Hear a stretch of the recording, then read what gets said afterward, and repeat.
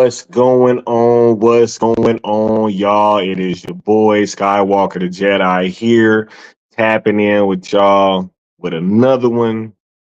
Y'all could be anywhere else in the world right now, but you're here with me rocking out, and I appreciate that.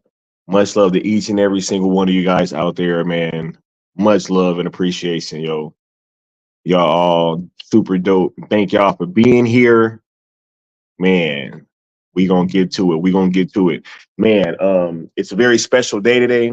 We here is celebrating this platform reaching 1,000 subs. Was that like late last month? I think it was late last month. We was experiencing quite a bit of growth pretty fast. I didn't want to kind of speak on it because I was like, yo, I didn't want to mess anything up. You know what I'm saying? Like kind of mess up the momentum of everything.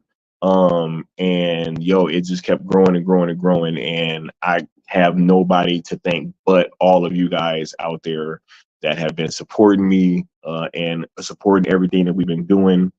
And we're gonna have a dope time. I am gonna pin a link in the chat so y'all can come up here, whoever wants to, but you must cam up just like last time, especially if I don't know you.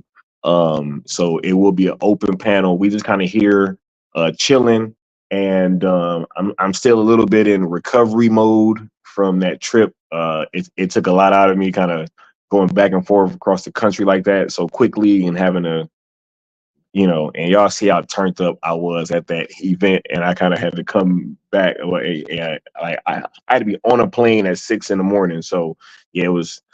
I'm still in a little bit of recovery mode, but we here, and I just wanted to make sure that I can tap in with you guys and have this conversation because I'm sure that, as I was seeing on Twitter, there was all types of misconceptions and questions about what Zach said and what he didn't say, and so.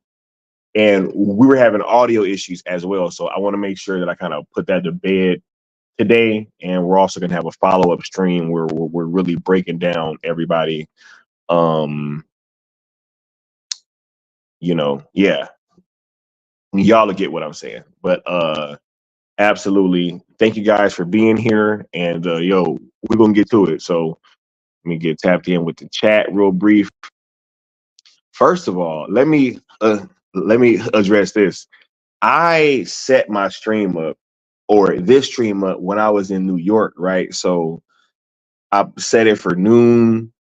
And I'm thinking it's cool, right? You know what I'm saying? And then I'm chilling this morning, and like my mom starts calling me, and then she's texting me like, "Are you okay?"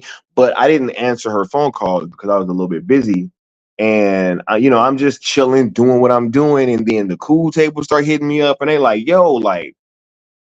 Oh wait, I think it was Necron says, yo, is Sky pulling like an Axl Rose and he's gonna show up like two hours late on stage? And I'm like, what the hell are y'all talking about? I'm this like my stream is set up for noon, you know? And then I went, and Austin's like, Sky, nah, man, that shit was set for 9 a.m., bro. And I was like, oh my goodness. And that's when I realized the error of my ways, and I changed the time.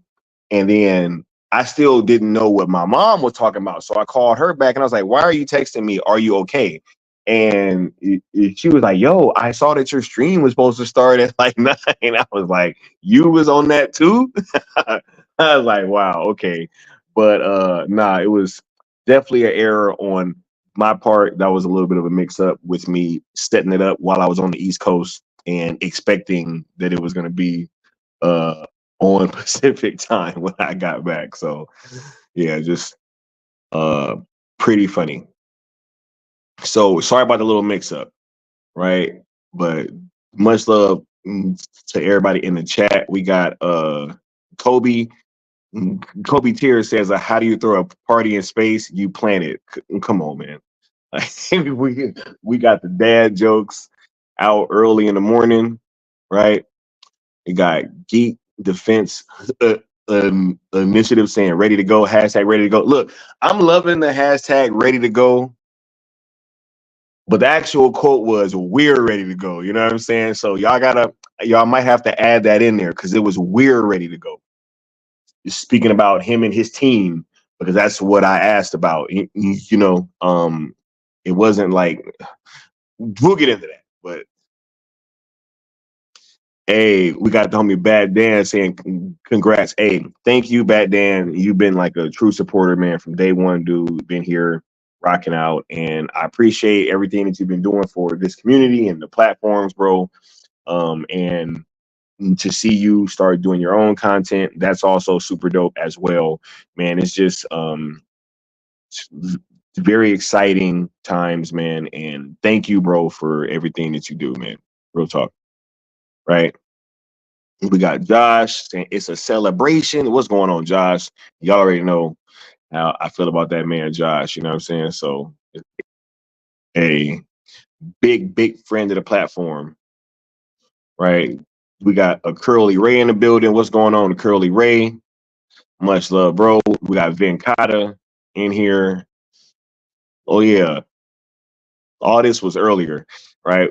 We got El Necron, aka El Boogie, in the building, right? Cool One Only. Much love, Cool One, right? Thanks all y'all for being here early. We had Taladia, Mr. Wayne. What's up, y'all?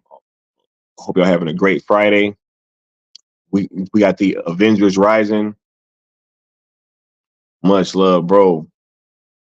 We got Bad Dan's thoughts with the member chat for 3 months, saying congratulations on 1K subscribers.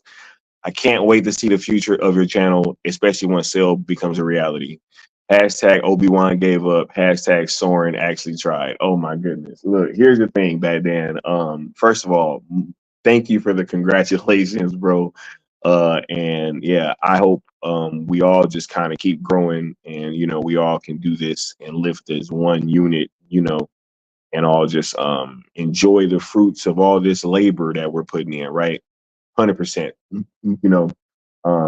I think that with everything that the Cell movement has been doing, I think that the people that have been contributing to that, I think, once this thing becomes a reality, it can, like the sky should be the limit. You know what I'm saying? So much love to the homie Bat Dan. Thank you, bro.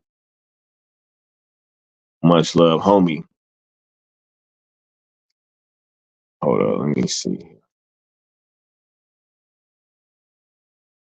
Let me yeah. You see this all the time at the level of a top producer who, between them or separately, will make flop after flop after flop after flop. I'm not going to name them, but I know who they are. And they're not all American either. And they still get paid huge sums of money for being in films that nobody wants to see. And producers make pictures out of which they take enormous sums of money. And the films, again, are not films people want to see. They're always going to blame somebody else. Always. Not their fault. No, you were the one who said, or whatever. And there's a word for that. It's called upward failure. You see it all the time. Shouts out to the late, great Christopher Lee, a.k.a. Count Dooku. Right? Much love, y'all. We got Anatoly in the building, Planet Vilt. What's going on, Planet Vilt? We got Super Bro Corey in the building. What's going on, Super Bro? Popping up in the chat, saying congratulations. Thank you, sir. Much love to you and Trey at a Bat Channel, TBC. And y'all got to do that Halo season wrap up. You know what I'm saying? I definitely got to hear y'all thoughts on Halo. We got the Creed in the building. What's going on, Creed? Right. Much love, Brody. We got Mama Bear Art Dog. Thank you so much for being here, Mama Bear. Always appreciate you being in the chat room. We got the homie South Cali guy. What's going on, South Cali guy? Ready to go. Hey, y'all like that, huh? That was dope. That was dope. I ain't even gonna front. I ain't gonna even front, man. When Zach said that shit, I was like, bruh. We'll get into that later, man, because I can't not talk about it, but we're going to break it down. We got the homie Floyd Lawton in the building. What's going on, Floyd Lawton?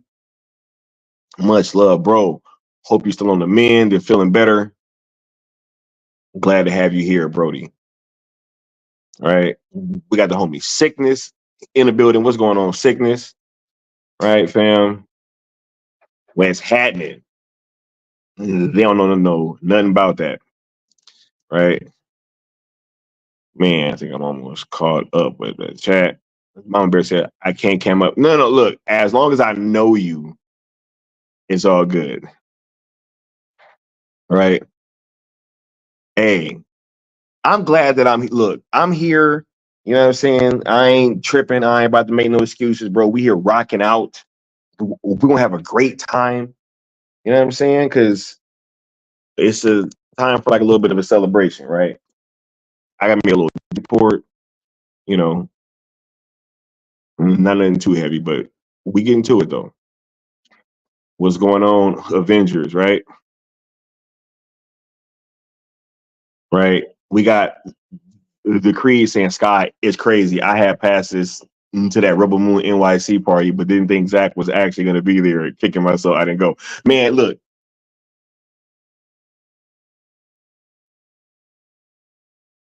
I knew it was going to be lit. I never questioned. First of all, because I don't know if y'all know something about me, but this has been true like forever. I don't go nowhere where it's not going to be lit. You know what I'm saying? Like if I'm showing up, it's going to be a great time. So I already knew just because I was going that it was going to be dope. You know what I'm saying? I'm like, ain't no way that this shit about to be bunk. Like, ain't no way. Right? But when I was looking at the flyer and it said the Zack Snyder photography, and it said the cast was going to be there, I was like, I already knew. I was like, Zach gonna be there. It's gonna be the cast members because the screening is what, today, right? The April 5th one. Yeah, it's today. Right. So I already knew that they was gonna all be in New York still. I was like, man, ain't no way Zach ain't gonna go to this. And yes, it was lit.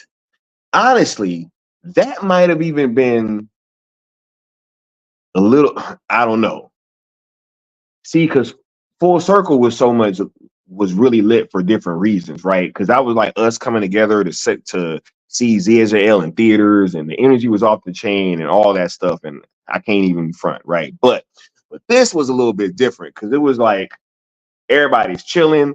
Zach had been kind of tossing some back. I can tell, I'm pretty sure. You know, I mean, look, we was all tossing them back. Y'all saw me. I had the worst whiskey sour made for me in my life. And I still was there tossing them back, having a great time because the vibe was just immaculate. You know, the stars was looking starish. You know what I'm saying? Like, man, the energy was off the chain. And yo, I mean, ask Nessa, right? Don't take my word for it.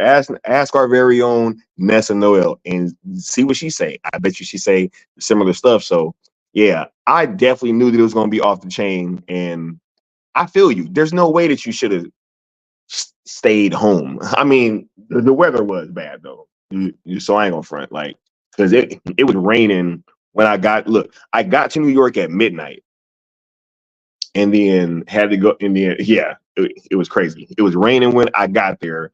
It rained the entire time until the party. It was raining while I was standing in line waiting to go in. Yeah, it was crazy. I didn't even have an umbrella, but you know, we get it in though. We we get it done. Right? Avenger said, Skiiwalker, you were on Hold My DualShock yesterday. Yeah, man. Hold My DualShock, they've been great collaborators, yo. And I think that the energy and chemistry that we've been having has been super great. And yo, be on the lookout because they may be on this platform again pretty soon. You know what I'm saying? And I may be over there again pretty soon. So yeah, they've been great people to collaborate with. And even though there are going to be other things that or other moves that are going to be being made in terms of like my platform and platforms that I'm going to be on in the future, it's dope to be able to go over there and talk about some stuff that I really don't be covering over here, right? So yeah, I was really giving my thoughts on a lot of things, and it was a great conversation with them yesterday. So shouts out to them, and yeah, you'll see them over here again pretty soon, and I'm pretty sure that I'll be over there too. Right. Bad Dan with the $5 super chat saying, next open panel not during the workday. I will be there. Also, any updates about the Still Nation get together? The Cool Table meetup, right? This is going to be later this year. We're still looking at late summer. Honestly, I was so busy because I had to kind of put together this trip, right? That I wasn't really kind of focusing on that. We will have more details about that coming very soon. Leon even spoke to it on the Rebel Moon release party stream, where he was kind of going into that and saying, I think it was him and Austin was speaking about, hey, y'all start putting some money to the side because, and we're gonna make sure that y'all have some months leeway. You know what I'm saying? Months. So it won't be a surprise. It really won't be, because we want as many people that can come to be able to come. So for sure. Appreciate the support, Brody. Right. And shout out to the sponsor of this stream, the homie Neo Sevens. You know what I'm saying? Because he really has been a great supporter of this platform. And I just wanted to make sure that I shouted that out too. Because I didn't even really do the opening rigmarole. And it's all good, but you know what I'm saying? We're just gonna keep the show going. So let me go ahead and kind of give y'all a taste of what Zach was kind of talking about at the release party. For The Dark Knight Returns, but I don't know if Netflix finally has it and you could hypothetically continue. Would you be open to it? If Netflix had owned the rights to the to my the DC characters in my extended universe, of course, I would absolutely whatever. Yeah, no question. Fans will be very happy. Yeah. I will be very happy. And about Dope.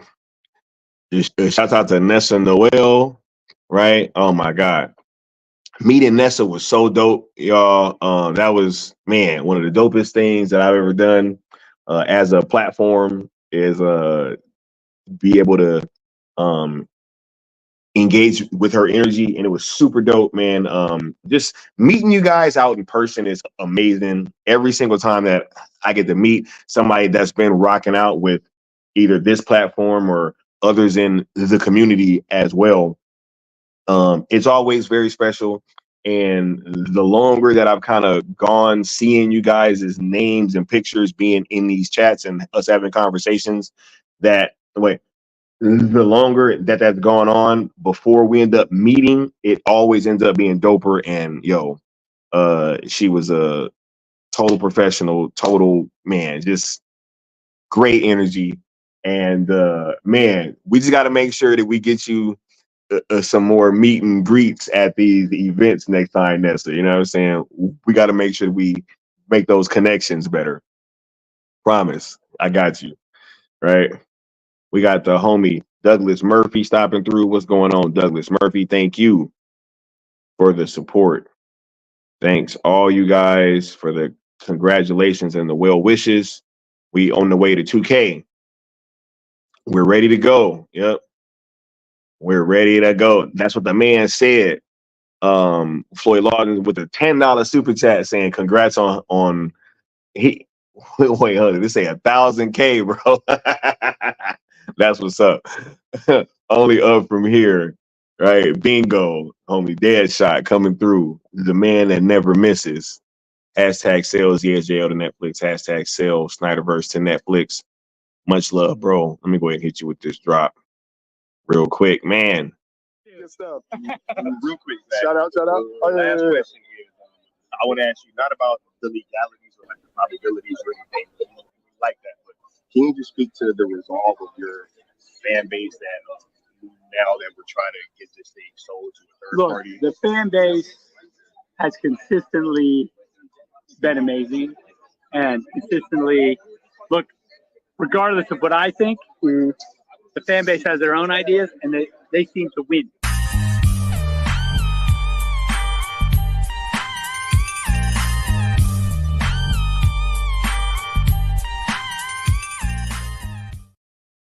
For sure.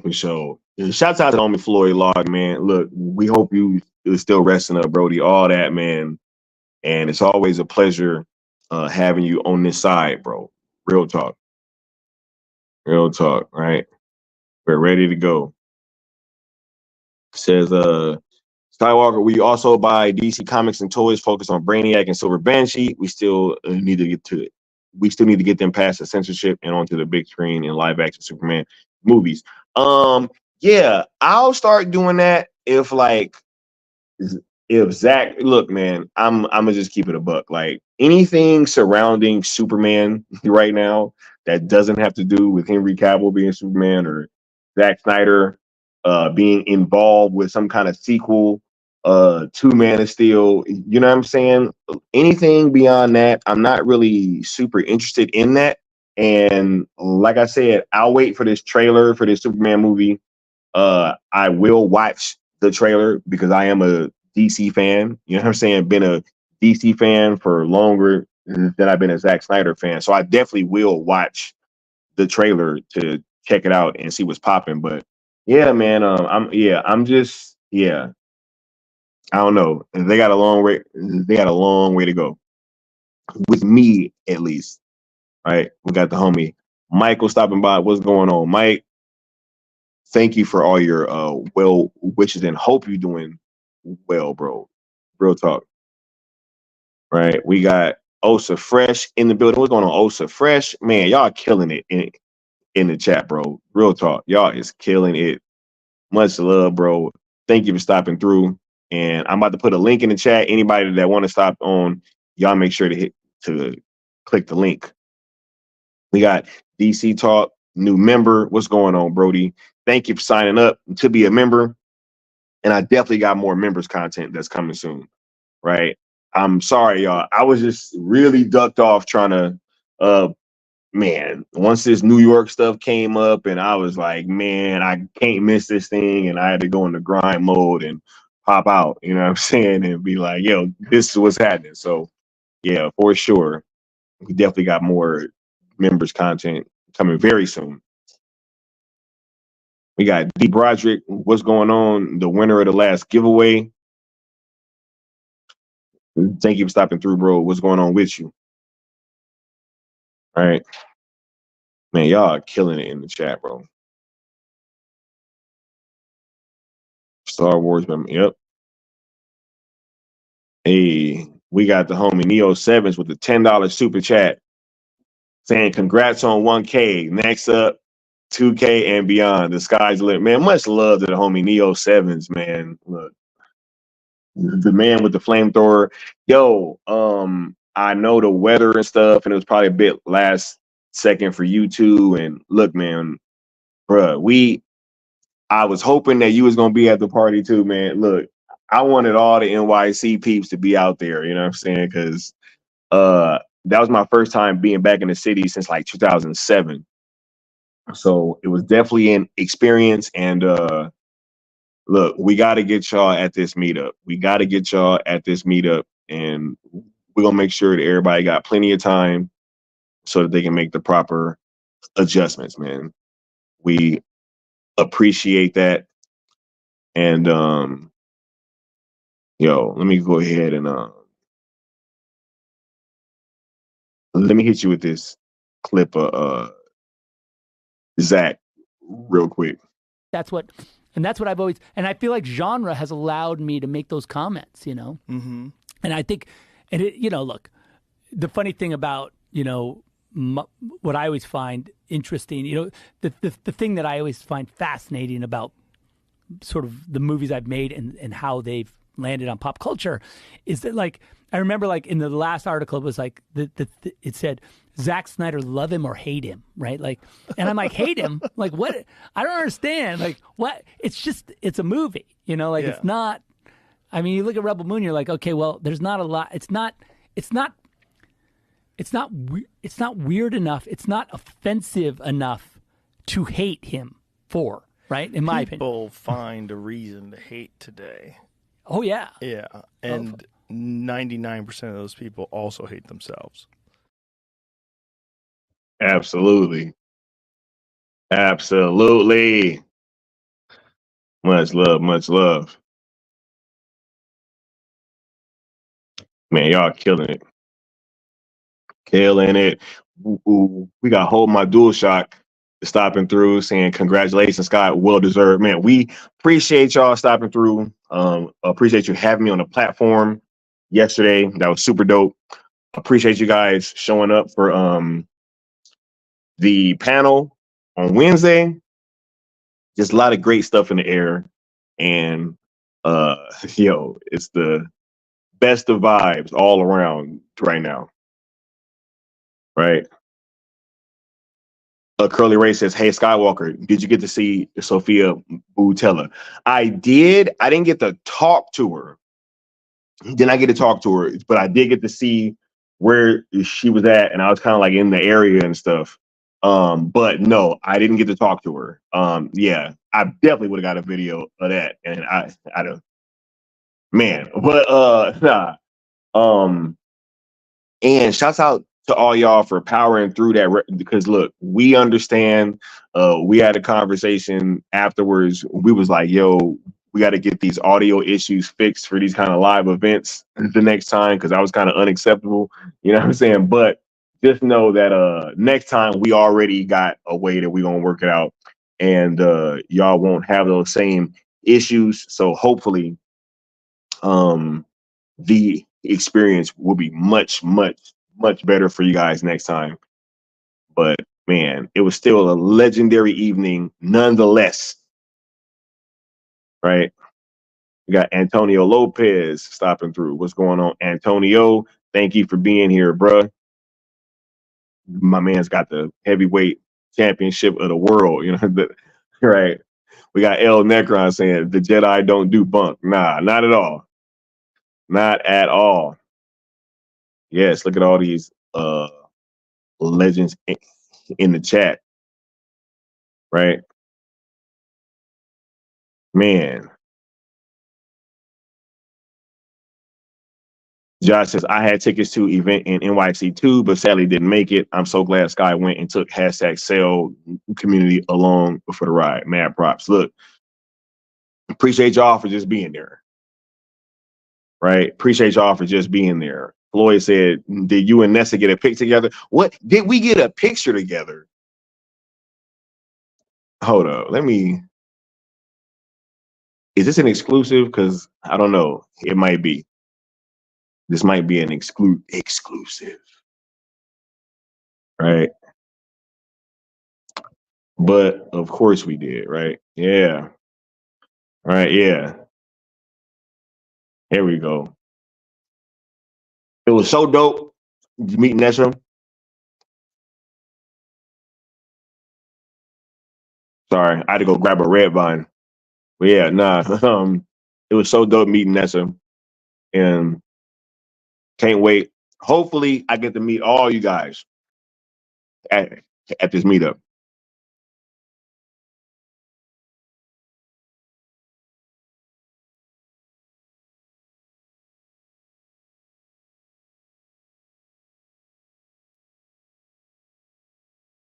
Hold up. I got totally lost in the chat. Okay. There we go.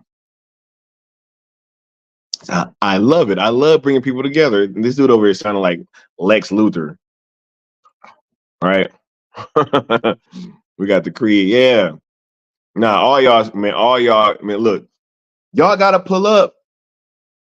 You know, don't wait for Sky to say that I'm going, because I might not even be able to tell y'all, right? Like, I'm pretty sure that if I would have been kind of promoting it more, there'd have been more people trying to go. But yeah, like, don't wait for me to say something. Y'all just go.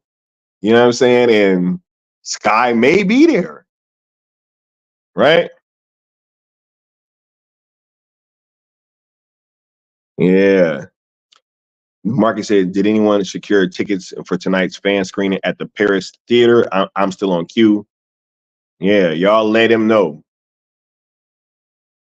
Right? Y'all let him know. We got Chubby Teddy in the building. What's going on, Chubby Teddy? We got Leon of the New Geek stopping through with the batarang. What's going on, bro? My man's just identify himself with a batarang. Right? Much love, homie. Thank you for being here, man. They said, guys, read the Rebel Moon book. This thing is a beast. I'm going to read the book. Look, I have the book. I've shown it, you know. Oh, it's over there. Like, I've shown it, but I'm going to read it after the director's cut because I don't want to spoil anything, yo. I want to go into that director's cut fresh. So I got the book. I have it secured. I can't read it yet, though. I just can't. Road to 100K. Yes, the road to 100K indeed. Right. Fat Dan got to go. Much love for stopping through, Brody. Thank you for being here. Oh, yeah. Man, this chat is on fire. He said, glad you met Zach. He deserves as much love and support. Yeah, man. Like, yo, meeting Zach is always dope. He's so, man. And I've seen him now in different cities interacting with different fan bases, and he's always a consummate professional, yo, and just gives it as many people all the time that he can, and especially his fan base, and especially if he knows that you're a fan, you know what I'm saying? Like, he gonna go out of his way to try to accommodate talking to you. So shouts out to that dude, man. And I'm just glad that that it wasn't a situation where I was kind of not feeling this guy that I've been such a fan of for so long, right? Absolutely. So I had to take it, but the stars didn't align for me, unfortunately. Nah, I get it. I totally get it. Right? Yeah.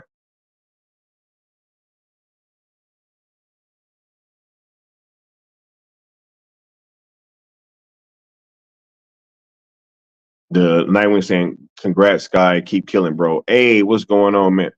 Man, look, y'all. Let me hold on. Let me get his comment a gold star, bro. We got the big dog pulling up. Sil Abdul saying 1K and plenty more to come. You really fostered a solidified space of your own, keeping the embers going, bro. Yo, man, look, that's really just,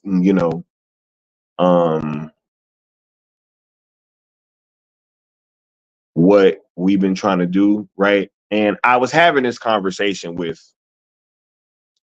Leon, I think it was yesterday, right? Because of course there comes points where, I think all of us, right, have times where we we get a little burned out on doing stuff, right?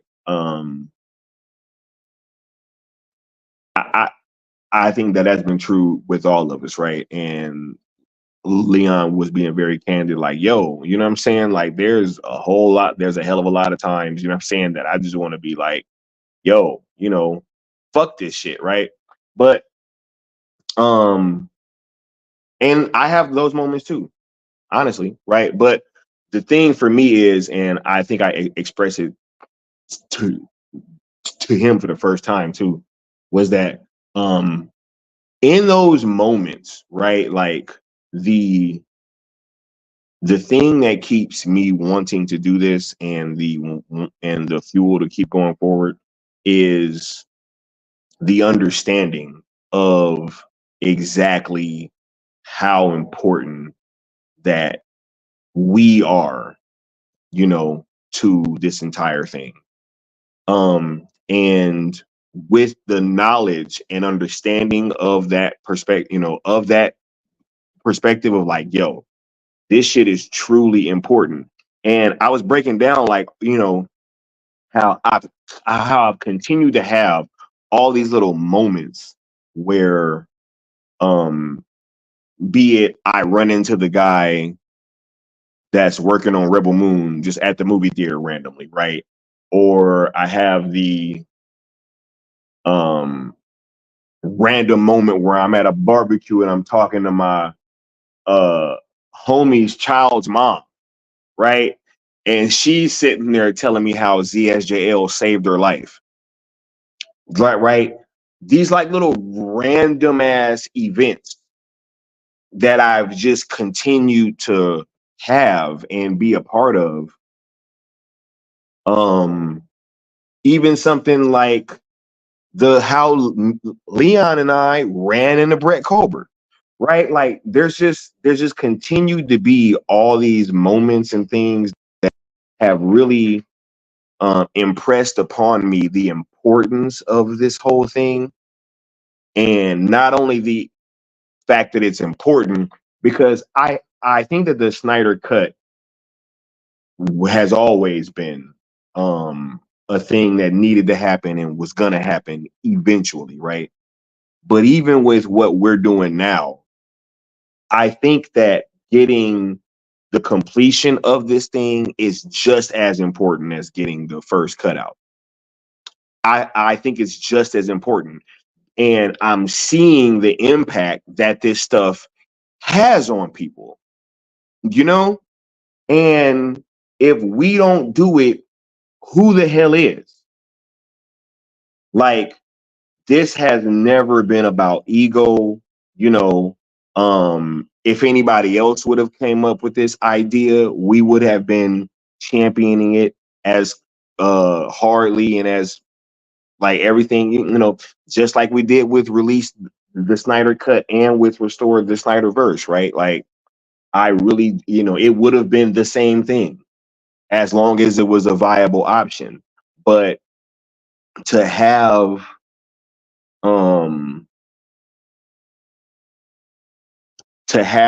this moment where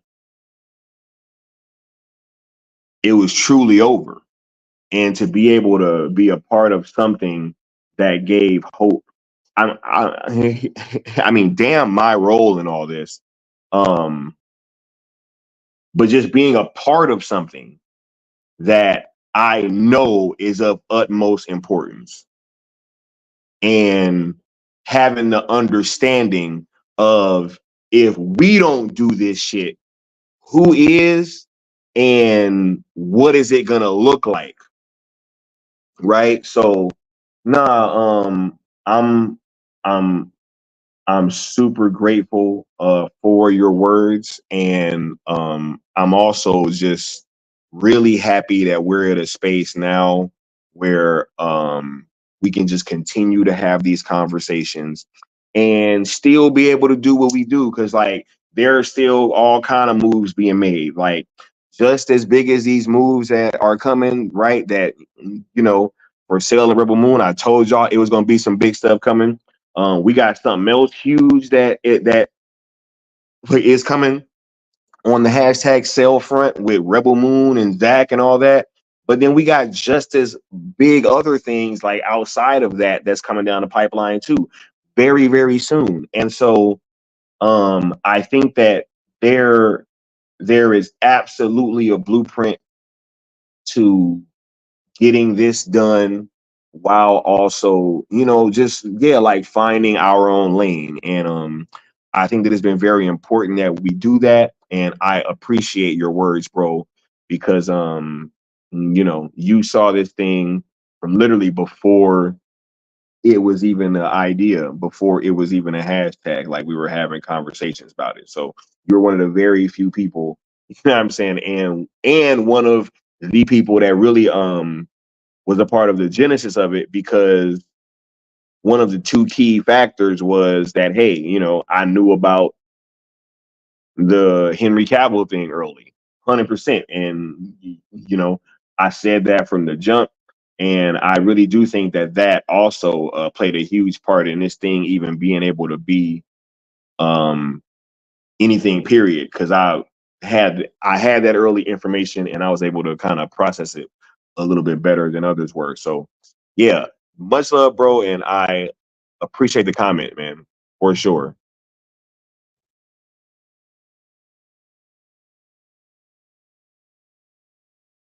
Right? Yeah, got Future Tron.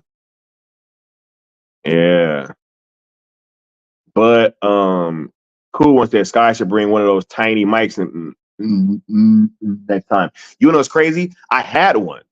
I had Not only did I have one cool one, I had two. Y'all don't understand. Like, no, it was StreamYard tripping, and we figured it out. We got it figured out, but no, I had two mics. I had two mics. You know what I'm saying? So nah, I definitely had one.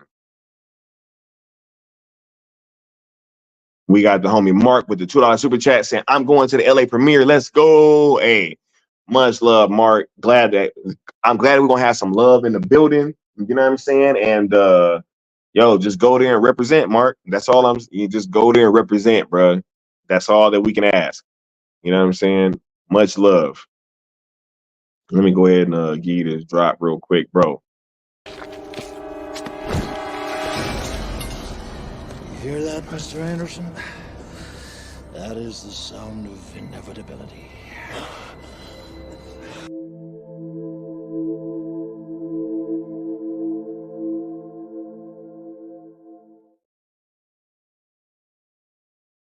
Yeah. Hold up. Let me go ahead and put this link in the chat so that y'all can start getting up here, because y'all killing it with the chat. And I don't know if I'll ever get caught up without bringing some other people up here. So let me do this real quick.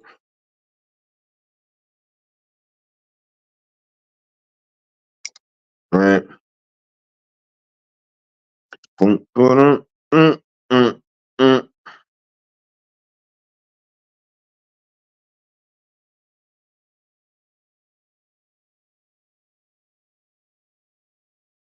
All right. Message should be pinned. You guys can just come on up here. If I don't know you, you got a cam up. You know what I'm saying? If I don't know you.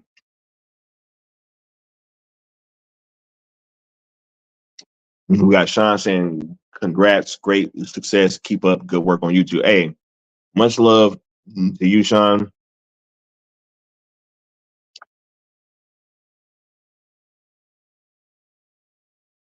You know what I'm saying? Real talk.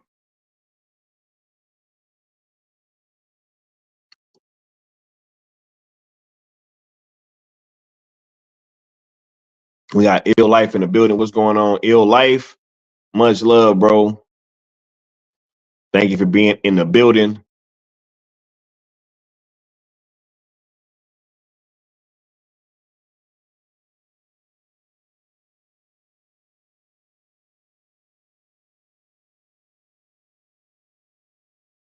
Yeah. This chat is live, right?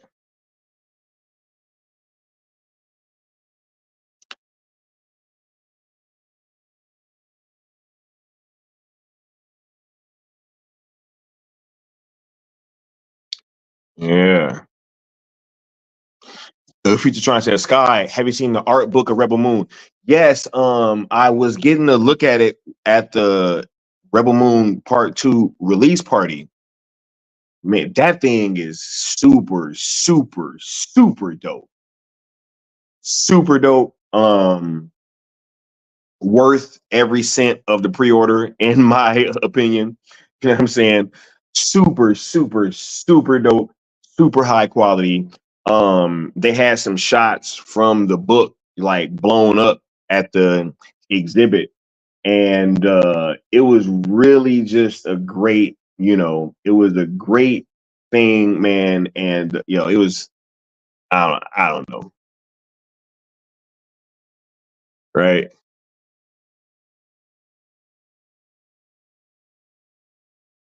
I don't know.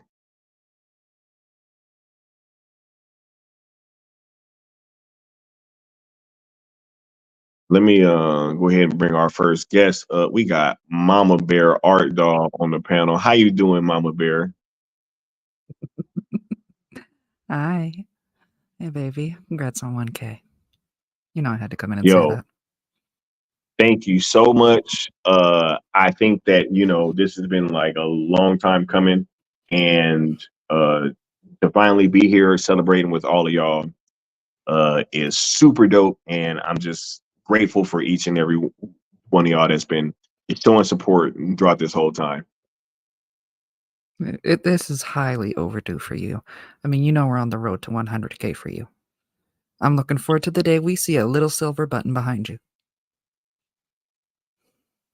Hey, we trying to get however much we can get, Yo, it's just it's just a great evening, yo. And I'm just happy being able to be here to celebrate. I know you saw when I commented the other day, your charm is definitely your superpower. And how dope was it? We actually got a picture of our Superman and Cyborg in the same photo, standing side by side. I had to keep that for my collection. Nah, that was super dope too, man. Ray Fisher is amazing.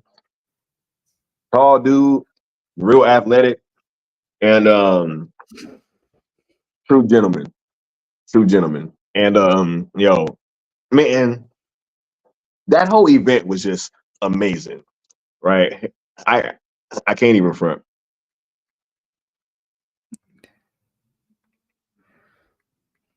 Oh my God. On the chat for you. We got Sin Habit saying Sky should have brought the invisible mic from Full Circle.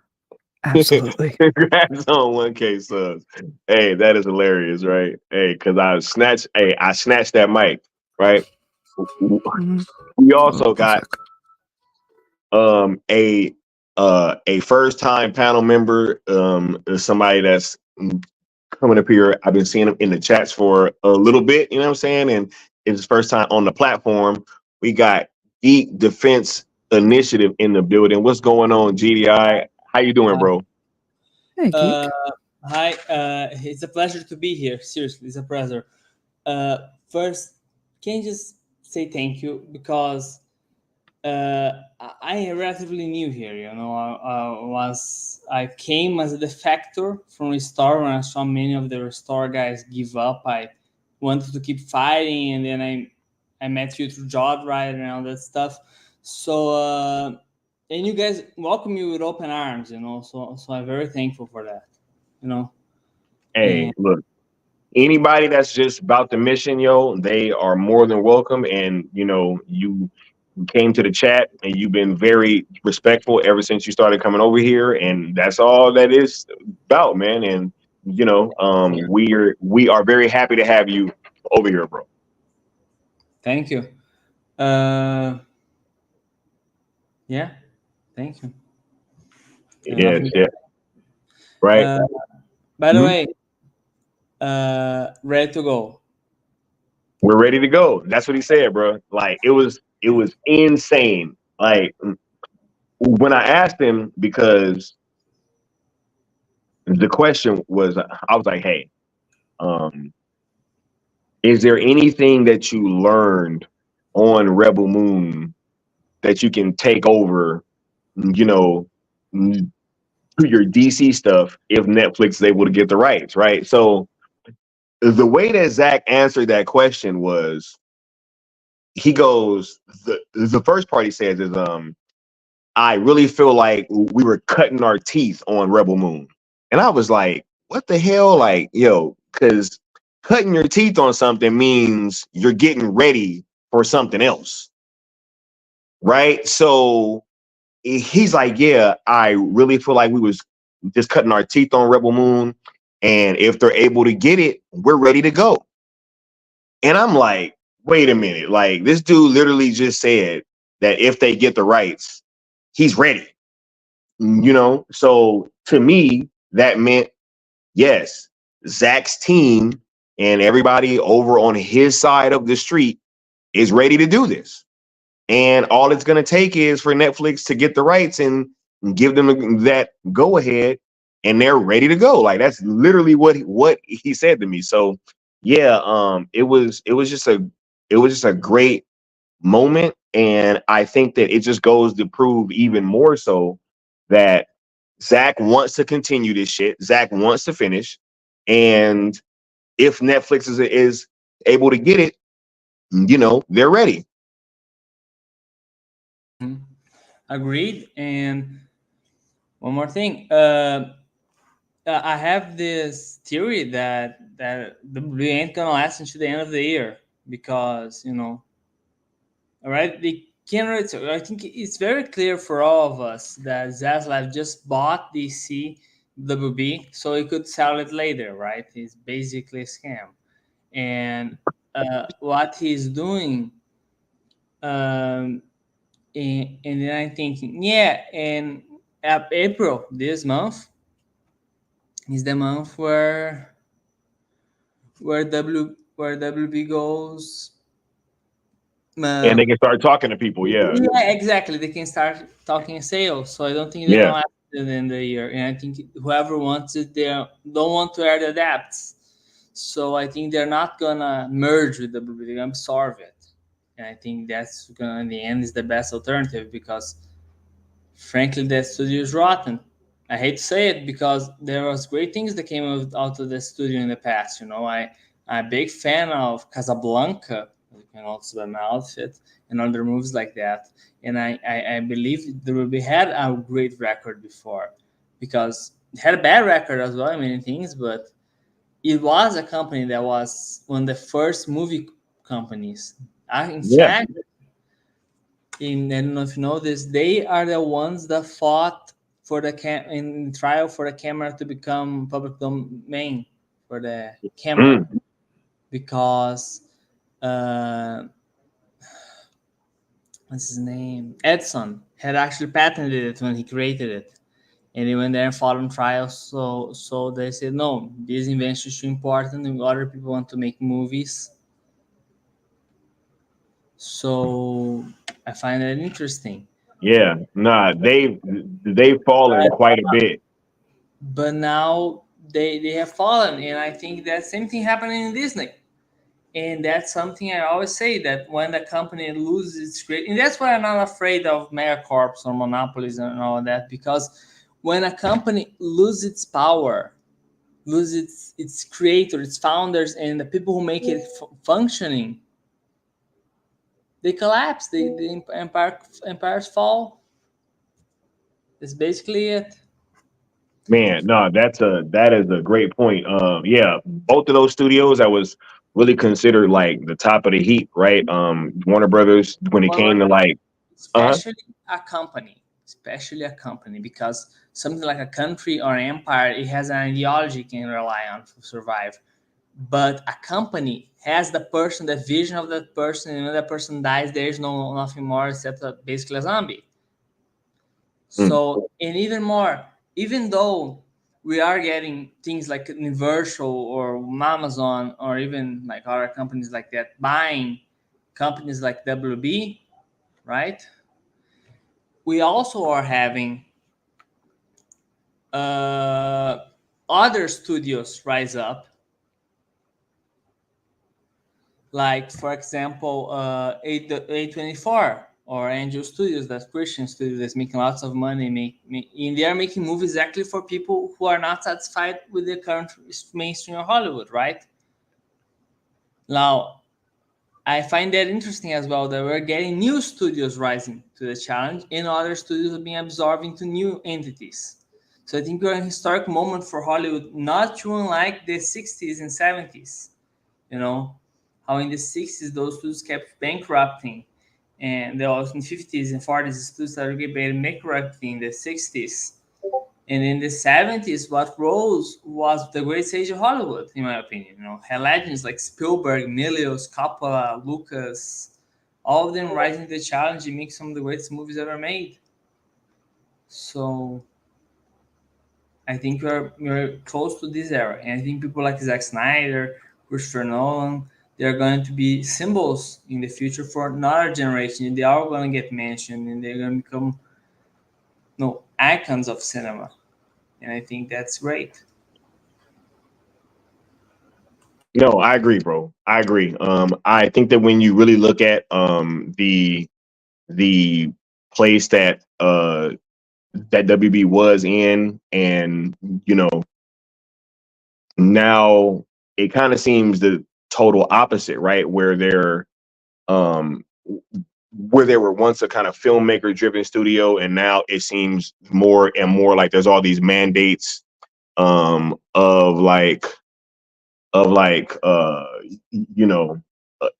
these movies have to be under 2 hours and this, that, and the third, and right, like just these like weird things, and it's really caused for things make no sense. For example, how WB wanted in the Penguin, Colin Farrell had to fight the studio for a penguin to smoke. Like, the penguin is known for smoking, and they had to fight the studio so the penguin could smoke. And like someone's gonna start smoking because of fucking penguin. Sorry, crazy. Nah, that is crazy. Real quick, we got the homie Moot Juice saying, "Congrats, Sky. I remember this was Mikey's goal to get you to 1,000. He would be so proud of you, man. Much love, brother. Hey, much love to homie Moot Juice. Man, look, it's been hard not to think about Mikey in these types of situations, but I really do think that, we just trying to do things that will make him proud, and trying to carry on with the tools that he provided us with while we were here. And yeah, it's a beautiful thing. Beautiful thing.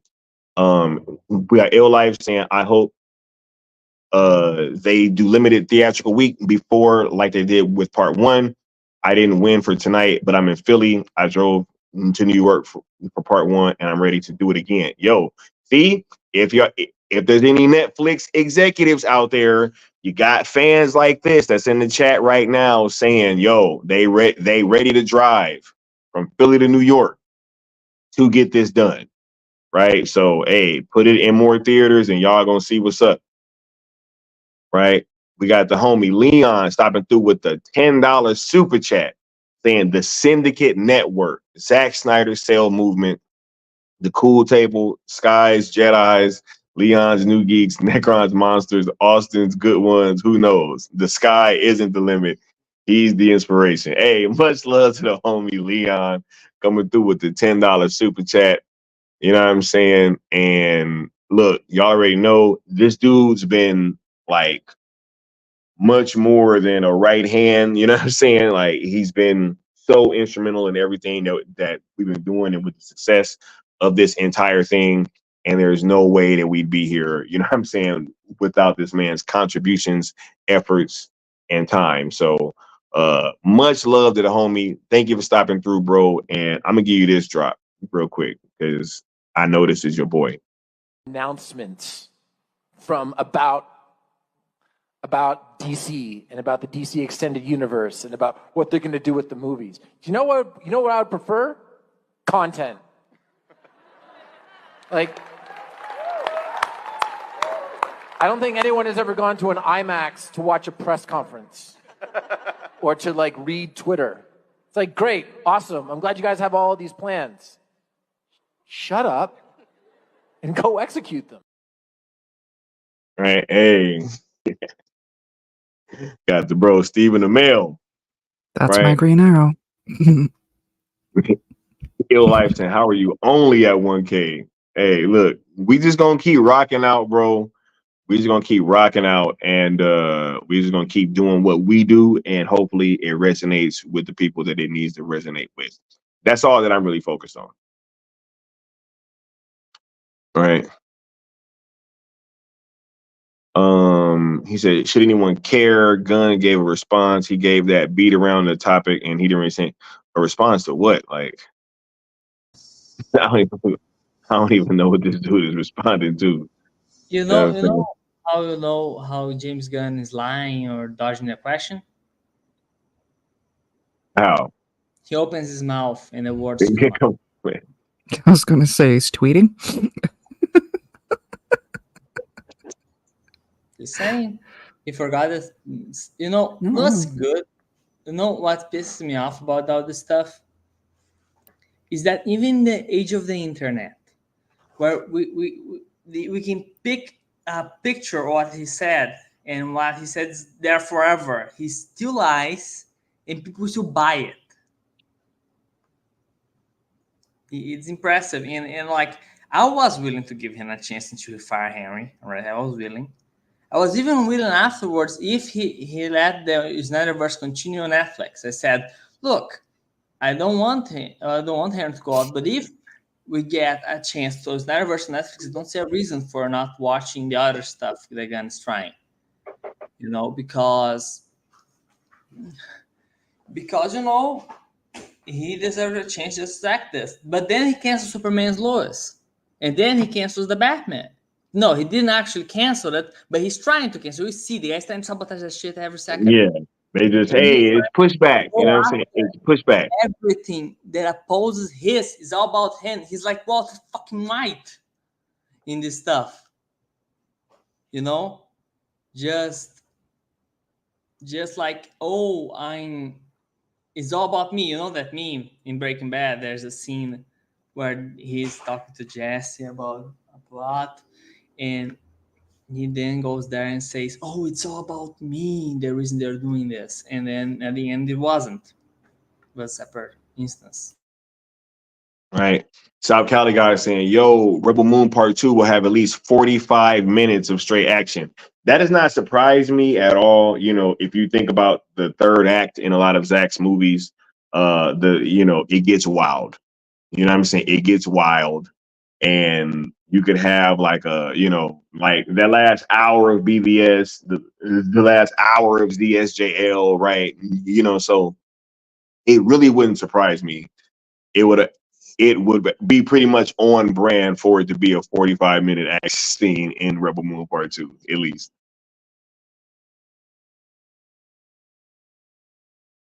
All right. Okay. Can I just comment something? I don't know if comment something about it, but one thing I love about Zack's movies is the pacing, and I love how he holds the action. Like it's like a reward. The action is a reward for sitting through and understanding the story. And I love that because most for him was just action. Then comes Zack, and Man of Steel has like 1 hour of straight up character building, character focused stuff. But in the second half, it's basically a horror movie. Then there's BVS, is a 2 hour political thriller, but then conspiracy thriller like The Manchurian Candidate. But then the last hour is just action. Right. Yeah. GDI over here talking about the Manchurian Candidate. Man, hey, look, this man knows his films. First it was Casablanca, now it's the Manchurian Candidate. You know what I'm saying? So this man seems to really know what he's talking about. We got Josh with hashtag option 3. You know what I'm saying? Right. Y'all know how I love me some option 3. Right. And thanks for the congratulations, Leon. It's a big pleasure having you over here. Maybe you could even hop on stream, you know what I'm saying? Right. Yeah. We got another guest popping through. Wait, is this all right? I'm gonna bring him up here. This better be the one who I think it is, but we got Raj. What's going on, Raj? Can you hear me? Yeah, I can hear you. Can you hear me? Yes. All right. And so this is the real Raj, you know what I'm saying? Yeah, that's it, the one and only. How are you doing today, sir?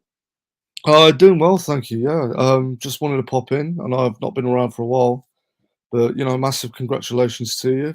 I've been following everything that you guys have been doing, and I'll tell you what, Sky. For you, honestly, like everything that you've been doing has been amazing. When everyone else lost faith, like you were the guy that was like, okay, let's adapt. Restore isn't going to happen, but sell could. So, yeah, I just want to thank you for that, just giving people hope. So, yeah, that's been amazing. So, yeah, and congrats again. Hey, I appreciate you coming through and saying that, bro. Yeah, we just been trying to figure out ways to keep this thing going.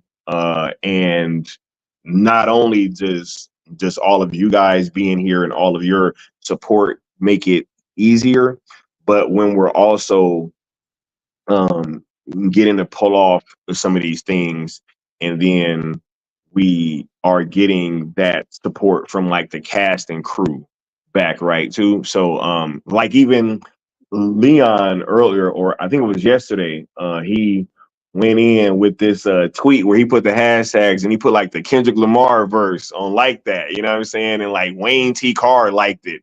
And I was like, yo, this is wild, you right? And it was the pictures of me at the party with Zach and with Ray Fisher and everything. So yeah, just getting the support of the cast and the crew and all of you guys, it really just makes it a whole lot easier for us to be able to keep this thing going and to really stay motivated as well. Cool, man. Yeah. I mean, it's just, you know what I think with this. I mean, yeah, Necron, it's good to hear from you too, man. Yeah, I mean, in terms of this, I mean, I think with this one, I'm really, really hopeful for, and I think what it is that it's not unreasonable to ask for this either. Because I think majority of us as fans, like, we're not asking for like a whole new universe. All we're asking for, really, if you think about it, is just to get the story completed. I know for a lot of people, if they got the Batman and the other stuff in, like, that'd be great. But realistically, I think what we want to see David Ayer's cut of Suicide Squad. We want to see Justice League 2 and 3. And this is something that can be done. I think the negative people, the ones that say, "Oh, that's impossible," they don't understand copyright law. Quite frankly, the biggest bunch of crybabies I've ever met in my life are these anti-Snyders, and I don't get it. Get a hobby, get a life, I guess. But in terms of this, I mean, yeah, I mean, Warner Brothers is never going to let go of the copyright of DC. You know, that makes them way too much money anyway. You know, but what they can do is license it.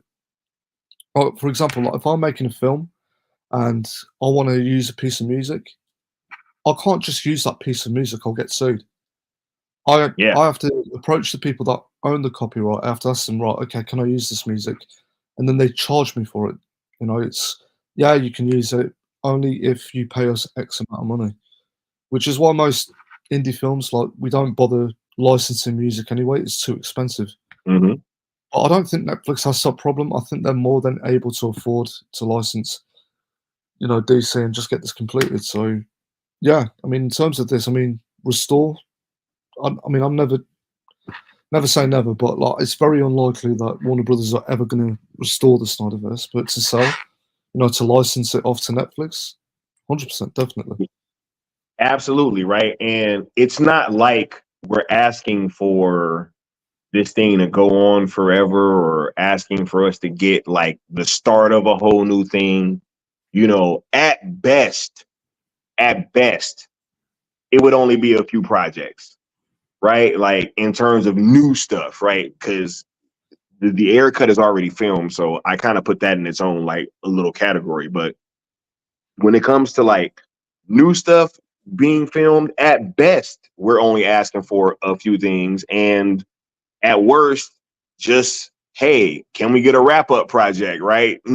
So it's like it's really in their court for whatever they feel like their budget will allow for or whatever they have interest in doing, right? We're just here trying to make sure that they know that there's a subscriber base that wants these things. And I think that, you know, with them testing out the DCEU on Netflix and having those engagement numbers and everything in-house now, I think that, you know, they probably got all the information that they need to give them the cues on how far that they want to move going forward.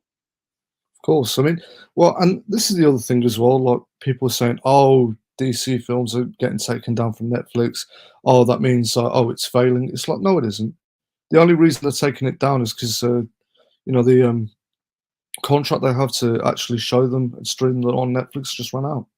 That's all. I mean, and Joker's still up there too, right? If I believe so, right? So it's just pretty funny. Real quick, I do gotta bring the homie up here because he is finally ready to go. We got the Batman in the building, Leon of the New Geeks. What's going on, Leon? How are you feeling today, bro? Yo, I'm doing great, man. And congratulations, first and foremost, to you, Sky, and everything that you've been doing. It's well earned, man. For real. Congratulations, man. Hey, we appreciate you, man. And all the work that you've been doing. It's been very, very instrumental in all this stuff coming to fruition. So we appreciate you being here, and I'm grateful for the congratulations, bro. Honestly. Yeah, man. It's been a dope journey watching your channel grow and everything that you've been doing. I'm just happy to be a part of it, man. Absolutely. You know what I mean? Like, this is dope, man. This is dope. It couldn't happen to anybody better, bro. For real. Appreciate you, man. We got TBC Trey at a Bad Channel saying congrats on 1K, Sky. The road to 2K starts now. Smash that like button and subscribe to the Jedi, right? Yo, I'm not sure how much of what you were able to hear, Leon, but if you want to touch on any of the points that Raj was just making. Yeah, absolutely. You know, at the end of the day, like, he makes a great point in saying that anybody that's, you know, frowning upon what we have going on with Cell, it just doesn't make any sense. You know, at the end of the day, it costs you nothing to hear the idea and, you know, accept the fact that it's a major possibility. Even if you think it's a grain of salt possibility, Why shit on what we have going on? Why talk negative about it? Why spend any amount of time trying to discourage what we're doing, right? Like it doesn't make any sense to me. It never has made any sense to me. I mean, Not these at all, people bro. have a life anyway. I mean, sorry to jump in. It's just, you know what it is? The fact is that when this sell thing happens with Netflix, everyone's going to be happy because, you know, the fact is that these pro-gun guys, they're not going to hear from us again. Guaranteed. I mean, the biggest issue is that with the whole DC fandom anyway, whether we like it or not, we are split. You know, that we've got half of us want the Snyderverse restored, part of us want it on Netflix, you know, and then we've got another section where they just want like an MCU style, which for the last 6 years it's just not been working anyway.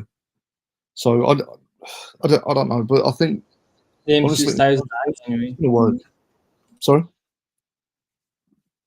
I was just saying the MCU style is not even appealing to mainstream audiences anymore. Just look at the Disney Plus subscriptions or the box office for the new movies.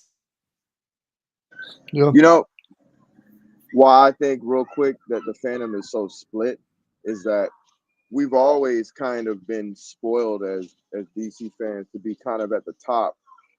And that doesn't necessarily mean that we have all these adaptations of every damn DC character ever made.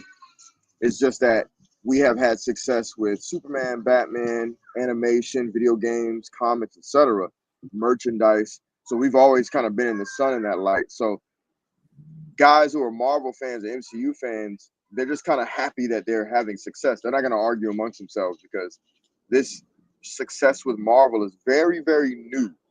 It's only a short amount of time where DC's been on top for decades as a brand, and even if that brand is via Superman and Batman. So we've had the luxury of being like, not even realizing we've been number one for so long. So we complain about like which Batman and which Superman we like. We don't even care to debate about like, like historically, we don't care to debate about like if the Superman and Batman movies are better than a Marvel movie, because for so long it's just been us.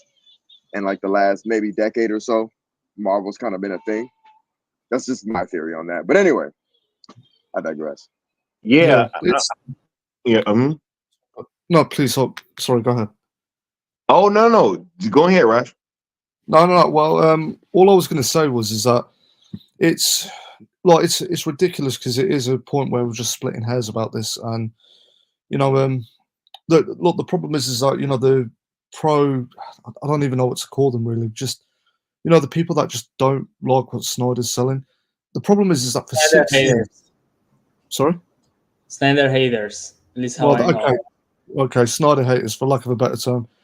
Look, the problem is with them is that for the last 6 years they got exactly what they wanted. You know, Justice League was, you know, the light-hearted cotton candy action comedy that they were looking for, and they're still not happy. Like they still want it to be quote unquote comic book accurate. Look, it's annoying because they don't understand with film. I'll use The Last of Us as a great example. You know, great video game, amazing. Adapted it to television, they had to change a few things over, and that's the same thing with comic books going into film. You can't have it 100% exactly like it is in the comic books. It doesn't translate as well. It's like translating a different language. And you know, the whole idea that it has to be comic book accurate. Well, the MCU is not comic book accurate at all. I don't hear anybody complaining about that. You know, it's just all it is. It's just no, you're right. It's simply people complaining. They're just whining. They're like the biggest bunch of crybabies I've met in my life. Yeah, what it is like I think Marvel, like I was saying, has had the luxury of just being this new thing, and it's like a shiny new penny that has the luxury of not having anything really critique it, right? Whereas DC has always been like this prestigious, you know, looked at as the top tier thing, and it's been there for so long that everything DC does gets critiqued and held under a microscope, right? Especially after the Dark Knight trilogy. So Yeah. that's why I think that is right. You know, the Dark Knight trilogy was written like Elseworlds. Just to know that. People forget that, you know who came up with the S being the logo of the House of Krypton? It wasn't the comics. It was Marlon Brando on the set of Superman the movie. Yeah. Well, that's it. I mean, we get into the whole comic book accurate debate. Well, let's be honest. If we're going comic book accuracy, Harley Quinn does not exist. You know, Jonathan. Tonight doesn't exist. Neither does the Yeah, Daily exactly. Planet. Yeah, exactly. And you know who's playing Wolverine? It's not going to be Hugh Jackman. It's going to be Danny DeVito. If we're going to go comic book, right? With the height, and a everything, young right? Danny DeVito, right? A young Danny Yeah. DeVito. You know what I'm saying? Gotham doesn't have that retro noir feel because that's from the movies and the cartoons. We that's exactly didn't it. never got the black Batman suits, right? Like those came in the movies. Yeah. That's it. I mean, one hand washes the other, basically. Absolutely. You know, and Right. And it's funny but look, because. Sorry, go on. No, I do want to bring this up because I think that this is one thing that's been being glossed over, right? I think a lot of the fans that want that stuff, I just think they're MCU fans. Like, I don't think that they're DC fans, right? Most people that I know that are DC fans do not want Batman cracking one-liners. Like, they just don't, right? But yet, when you have these recent years where Warner Brothers was catering to that fan base, right? With all of these films from Justice League to Birds of Prey, right? So all these films that, you know, the Suicide Squad, right? All that type of stuff that really played up to that audience, they didn't make any money. Yeah. Right? So all these quote unquote DC fans that wanted that MCU style, where were you for these films? Why did they all fail? Because what's happening, especially, is that first, let's just put two things forward. One, this whole thing about the MCU fans. I have a strong conviction that 90% of MCU fans, 99 half of them, those that like the light-hearted tone, most of them, they didn't like the Marvel before the Avengers. They didn't. They just watched the Avengers, saw the garbage and liked it, and then got stuck in it because they're man babies. Sorry, don't want to insult any MCU fans that like it and have appreciation, legit appreciation for the property and the thing. But I think that those that like just for the comedy are man babies because, like, and I grew up on the MCU as well, all right? I grew up in the Dark Knight trilogy in the first phase of the MCU. Yeah. Right? And I can say for sure that when I go to read the comics, like I have a collection of Frank Miller's Daredevil, actually. Just missing, I only missing a physical copy of Born Again, but the rest I have. And but I read Born Again, don't worry. And I really like the comics. And the problem is that if you read those comics, for example, they are very serious. They take serious. Yeah. In fact, Marvel was one of the first issues and what made the Holy Trinity of Marvel writers, Stan Lee, Jack Kirby, and Steve Ditko, so fucking awesome, is that they challenged censorship in a time no one challenged censorship. For example, you know why the Comics Code Authority died? Because Stan Lee was invited as editor for the Spider-Man comic, was invited by the U.S. government to make a comic about drug use. But the Comics Code Authority said he couldn't do it. But then he decided, I'm gonna do it anyway. And he made it.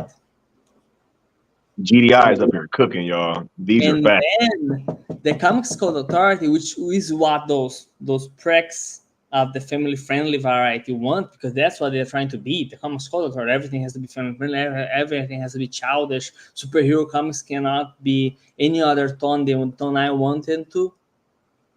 Well, they died because it was published anyway and was a success. It was a massive success, proving that you don't need some government spook, some government moron that never read a comic in his life to say what you need to do. Right.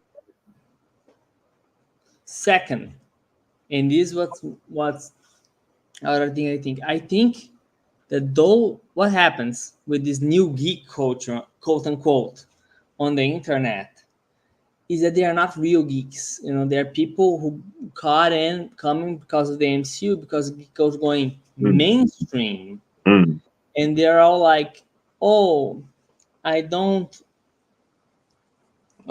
this sounds cool, I'm gonna follow this, you know, and you got stuck on it. But the truth is, but you don't have an in-depth knowledge of geek culture, you know. And the critics, on the other hand, they are dismissive of it. You see how many people, oh, is it fun? How the kids are gonna watch this? You know, and I'm not saying the kids' media cannot be deep or profound. Look at Star Wars. Star Wars was a kids' movie and it was amazing before Disney took over, but that's another story. But people who said that BVS is too dark for the kids are presuming that all comic book stories have the same tone. Anyone who reads actual comics knows that superhero stories are all the tones, and I don't even consider superheroes a genre, because it's so varied the type of genres the superhero stories get involved in. Like, read a Frank Miller comic. It's a film noir. It's a pulp noir from the 30s or the 70s, you know? It's a Mickey Spillane novel. Mickey Spillane's creator Mike Hammer, long story. But basically that is a Chandler, a Spillane, and a Fleming, and it's a pulp novel. But when you go read something like Grant Morrison, something much more esoteric, and then Alan Moore especially. I don't like Alan Moore, but it's give to him. He does a lot. He made some cool stuff in the 80s. And there's lots of stuff like that. So you go down the comic book genre, and there's family-friendly stuff, just as there's dark and serious stuff, and you can have both. Absolutely. It pisses me off. They want everything to be their way. It's like a Spec Ops The Line fan. Everything my way. Yeah, no, it it definitely has to be room for both. And that's the thing, because I was enjoying both, especially early on, right? Like, you're absolutely right. When The Dark Knight came out, that was in 2008. That was the same year that Iron Man 1 came out. It was the same year, and I remember seeing them before I went to basic training. You know what I'm saying? I saw The Dark Knight in IMAX and all that. So yeah, they were both thriving around the same time in 2008, right? And DC had their place, Marvel had theirs. They were the more family friendly, you know, popcorn version stuff. But even Iron Man 1, right, that was nowhere near as goofy as they would get to by the time like Thor Ragnarok say came out, right?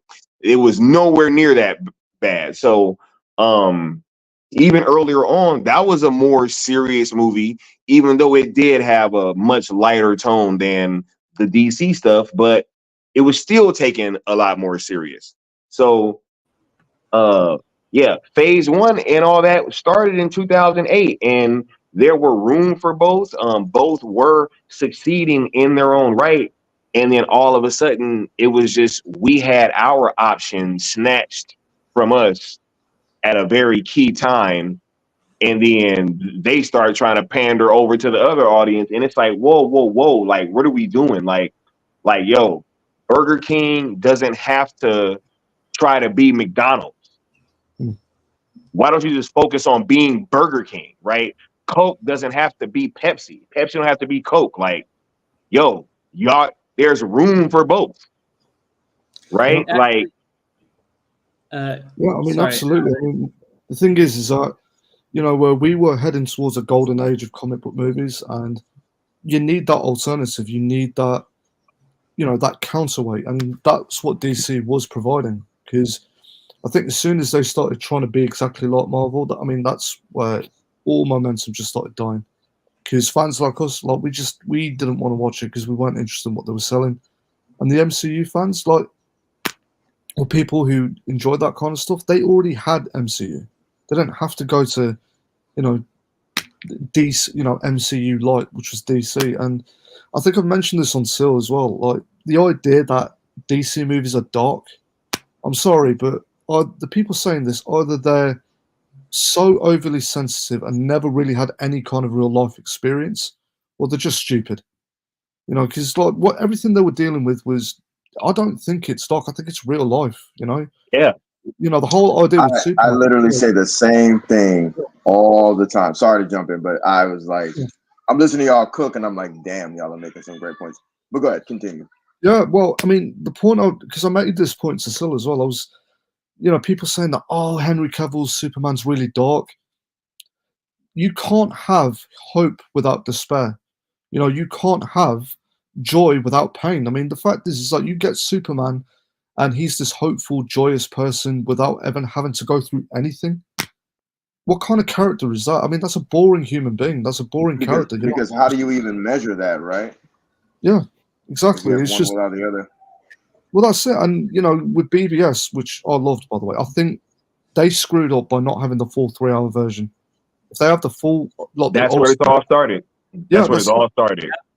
Yeah, that's it. I mean, if they get that 3-hour film out there, it's winning awards. DC is amazing. David Ayer's film's not getting screwed up. I dare to say I think the critics would have hated anyway, but I think you would have made much more money because you have spread word of mouth. Yeah, but it's certain people hated. Yeah, I mean, certain people are going to have opinions, and that's fine. But in my opinion, the Ultimate Edition was much better than BBS. The late great John Schnepp even said, that they left $250 million on the table by taking out that 30 minutes. Absolutely, 100%. So like, yeah. So and I do think that GDI is right that it probably would have still gotten hate from the critics and from the bots and all that stuff anyway, but it would have made much more money, and then there would have been no excuse for them to pivot from continuing with the story, pretty much. Yeah. No, real quick, let me touch on this super chat. Castello's Way with the $2 saying, "Congrats, Sky, on 1K. Just wrapped up work and saw appreciate you, Brody, for stopping through. We gonna get this drop with Zach cooking up, and then we'll get back to Raj."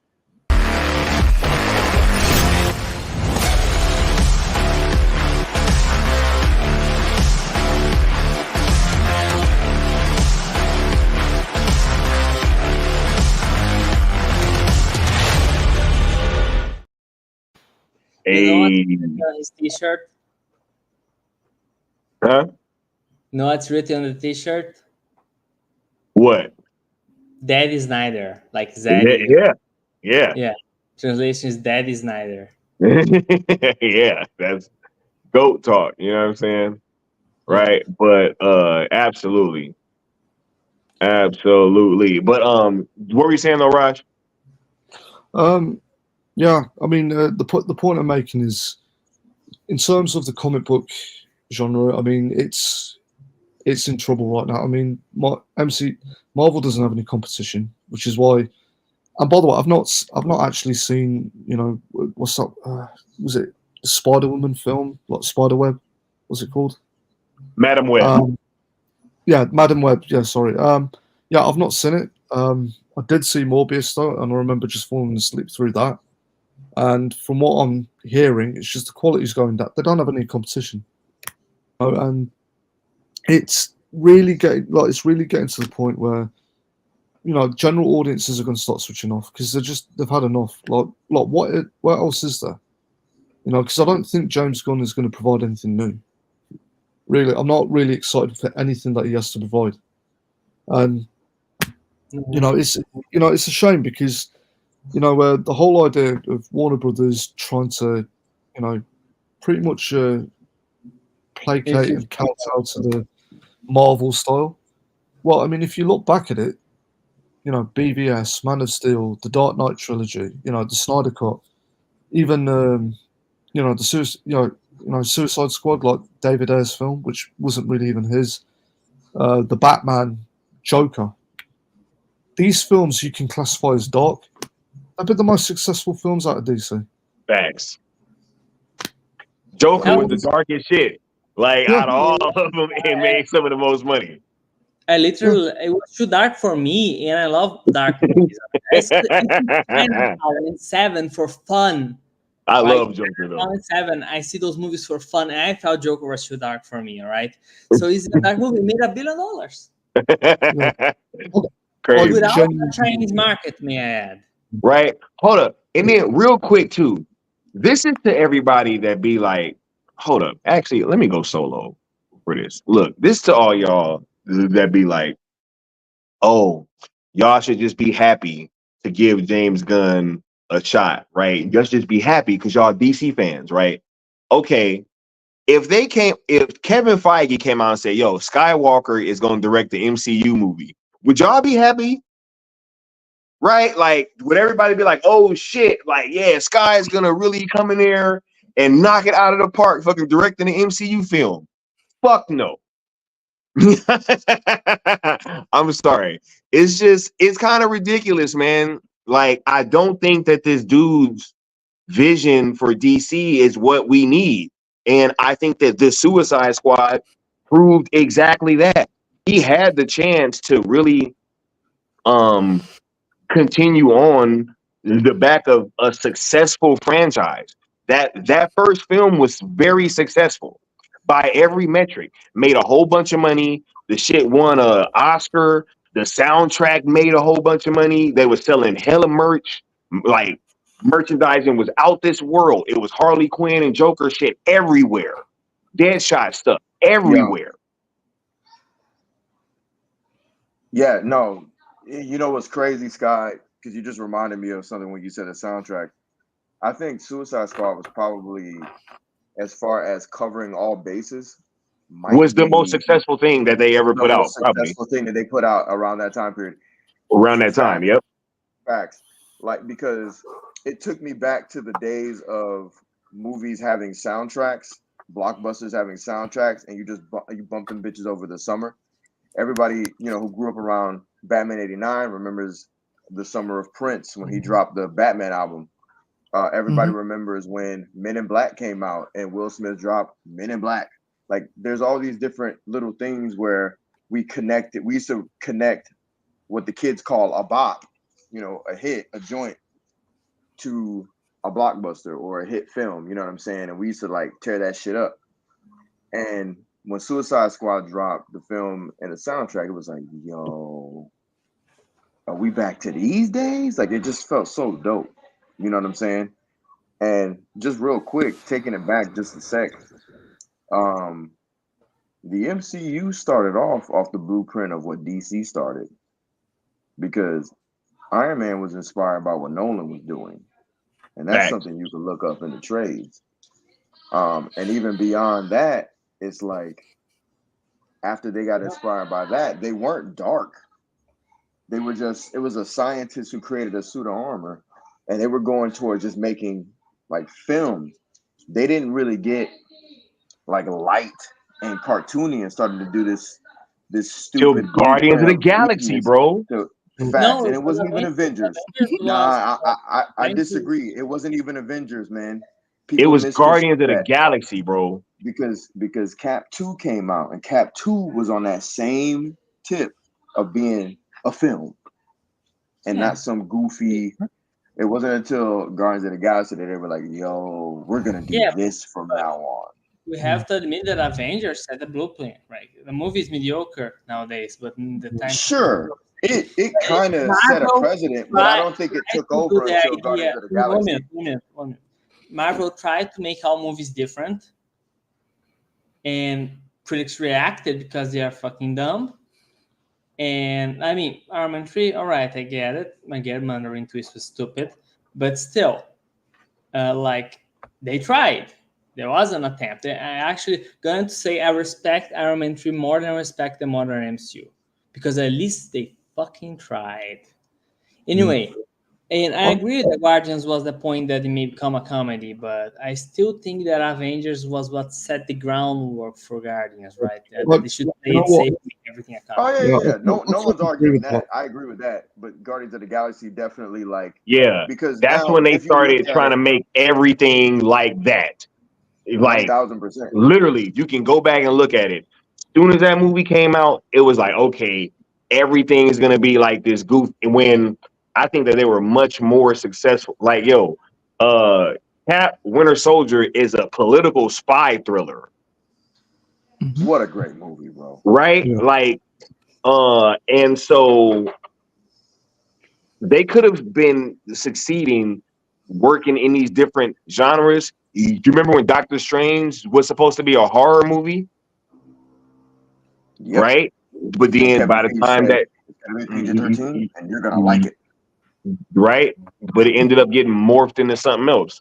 Man, Meanwhile, look, Joker, a rated R film, is one of the highest grossing films of all time and one of DC's greatest hits. $1 billion, rated R. right? What were we gonna say, Scott? Real quick, let me touch on this. We hit the 50 like mark, so y'all know what that means. It's time for the drop.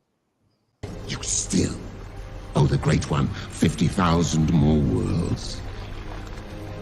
He will hear your plea when you pay your debt.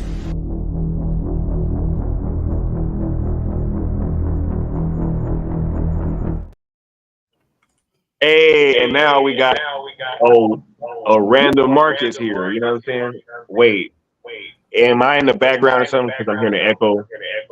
I am Yeah, there's hearing an too. echo. Yeah, there's an echo. Wait, is it you, Marcus? Is it me? I got a little I don't know. mic. Can you hear me? Yes. Yeah. How's it coming out? Is it coming out okay? Yeah, you're Yes. clear, but it's echoing. Do you echoing? like have YouTube in the background or something? No, I No. don't. All right, let me Okay. switch over to my earpiece. Coolio. Turn off the mic.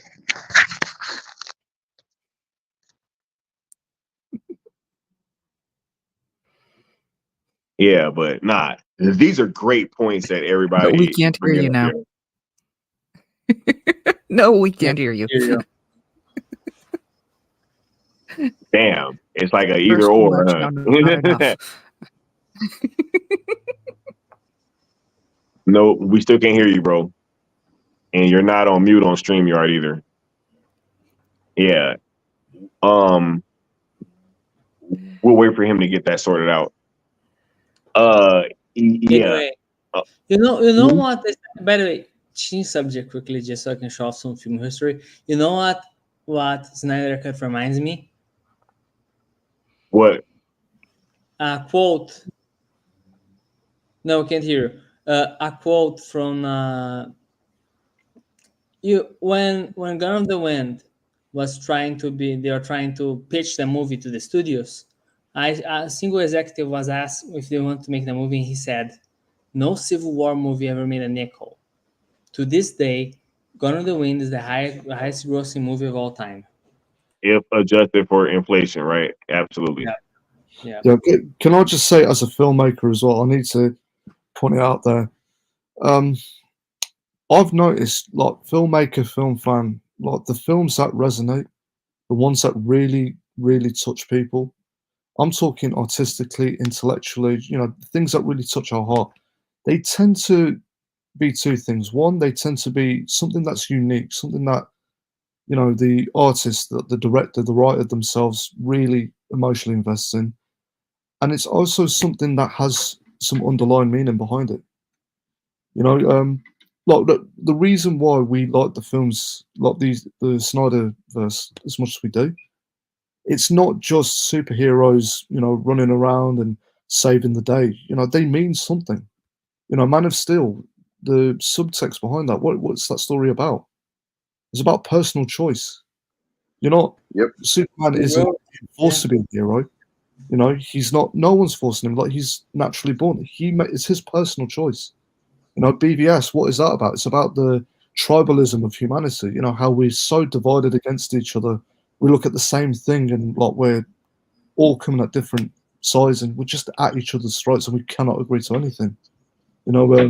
Same with Wonder Woman. The duality of man. The Snyder Cut.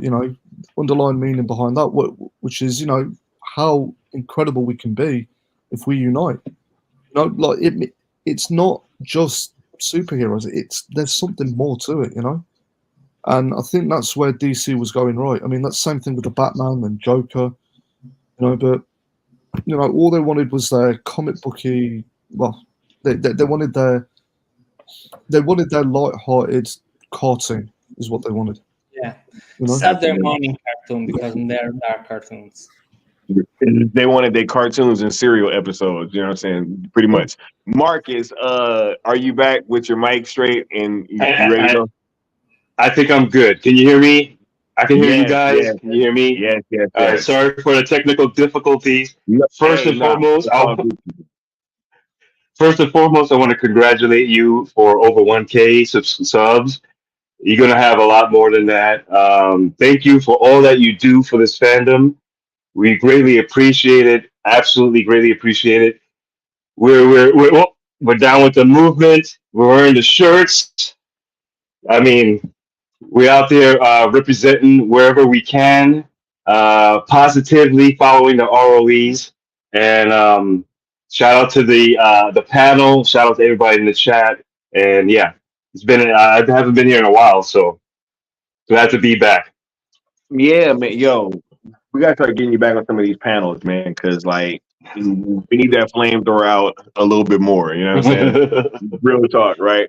But man, look, I am glad that I got you on here because I am gonna start wrapping up with like the next like 20 or 30 minutes. So but I do want to get your take on all this, man.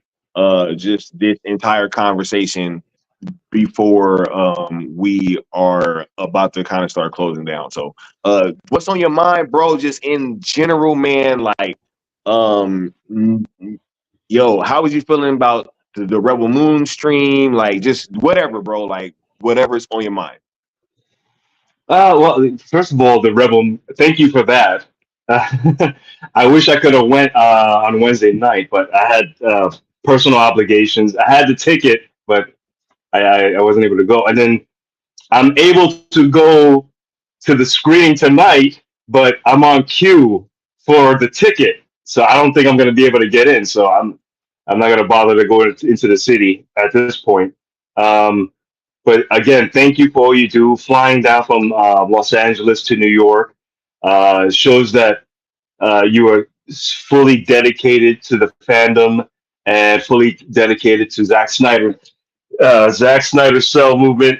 You know what I'm saying? And listen, at the end of the day, what we're all about is getting Zack the keys and getting Zack everything that he needs to continue his, first of all, be successful in his other endeavors, but also to give him the leverage so that he can continue with DC on Netflix, you know, finish his story, you know, forget Cody Rhodes, let Zack finish his story, you know, and look at what this movement has done with the support that we've had. You know what I'm saying? The little engine that could, you know, all the positive good things, we've been moving the chains. You know what I'm saying? Now imagine if all of the fandom was behind us and pushing forward, how much quickly we would get this thing. But you know, we carry the burden because this is what we do. We are just marching down the field, right, Marcus? That's it. First down, right? Hey, we got we got the gauntlet. We're plowing through all that defense, and you know, right now we're seeing the sun, and it's going to be a beautiful thing because we're all going to celebrate it. You know. Oh yeah. And I can't wait. Trust me, for me personally, I cannot wait to put down the sword and shield and just celebrate. You know, all this, you know, and you know, thank God for the ROEs because it's like the visors that's keeping us focused and straight. You know, without veering off into distractions and slowing down this movement. And The horse man, blinders, right? exactly, the horse blinders. And listen, looking at all this material from that release party event. I see photos and videos. Zach kind of has like the same look on his face, but when he was interacting with Sky, you could see something clicked. There's like a connection. There's like a relief. There's like, wow, my people are here. You know what I'm saying? But look, I'm telling you, like, I told this story backstage, man, and I kind of share it now, but no, like, there was like, Zach was looking me dead in my eye, bro. Like, he knew. That's what I'm saying. I'm like, yo, like, it's so crazy to me that we get pushback and, like, Boss is with it. You know what I'm saying? Like, if he wasn't with it, then I wouldn't be going so hard. But Boss is with it, so it's like, what am I supposed to do? Right? Like, stop. Right? Like, yo, imagine I go to the release party and then I ask him that, and he tells me, "Hey, man, on Rebel Moon, I feel like we were just cutting our teeth, and if they're able to get the rights, then we're ready to go." How do I take that information and then say, you know what? I ain't really tripping, right? Like, especially with this man having interacted with me, and man, he stayed out there. You know what? No, I can't even say this stuff because every time I start talking like this, I immediately get all these posts. Y'all hear that they said that they took credit for them, and I'm just like, I ain't. But it's amazing to me because every time you have an interaction with Zach or any of his cast, they keep on putting batteries in our backs. And you know what I'm saying? And it's like a video game where you need some health points or whatever, right? And you see one right there, and you're just ignoring it. Nah, I think I'm good. Let me go this way. Let me not follow. Let me not follow the NPC. Let me just go this way and waste time and blah blah blah. Meanwhile, you're gathering all the battery and all the energy and all the hearts and all that stuff. And hey, man, everybody in the Zack Snyder Cell movement, we're consuming this. We're thriving off of this, and we're proceeding forward with this. Meanwhile, you got the ones on the outside looking in, looking at us like, look at those guys. Oh, ridiculous. Anyway, restore. Let's harass this. Let's harass that. I mean, come on, man.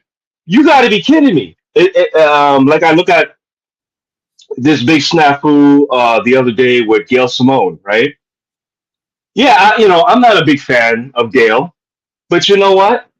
That's Zach's colleague, and he's trying to create a business relationship with her on one of his projects. So I'm supporting that, even though she blocked me. I don't really care, but I want to say something real you know what I'm quick on saying? that. Like, I don't even have to like all of what Zach's acquaintances or colleagues. I don't have to like them. I like Zach. I support Zach, and if Zach is going that direction, I'm cool with it. I'm not gonna be the bane and the thorn in the side, slowing shit down, and doing the toxic thing. Create unnecessary obstacles. Exactly. You gotta understand.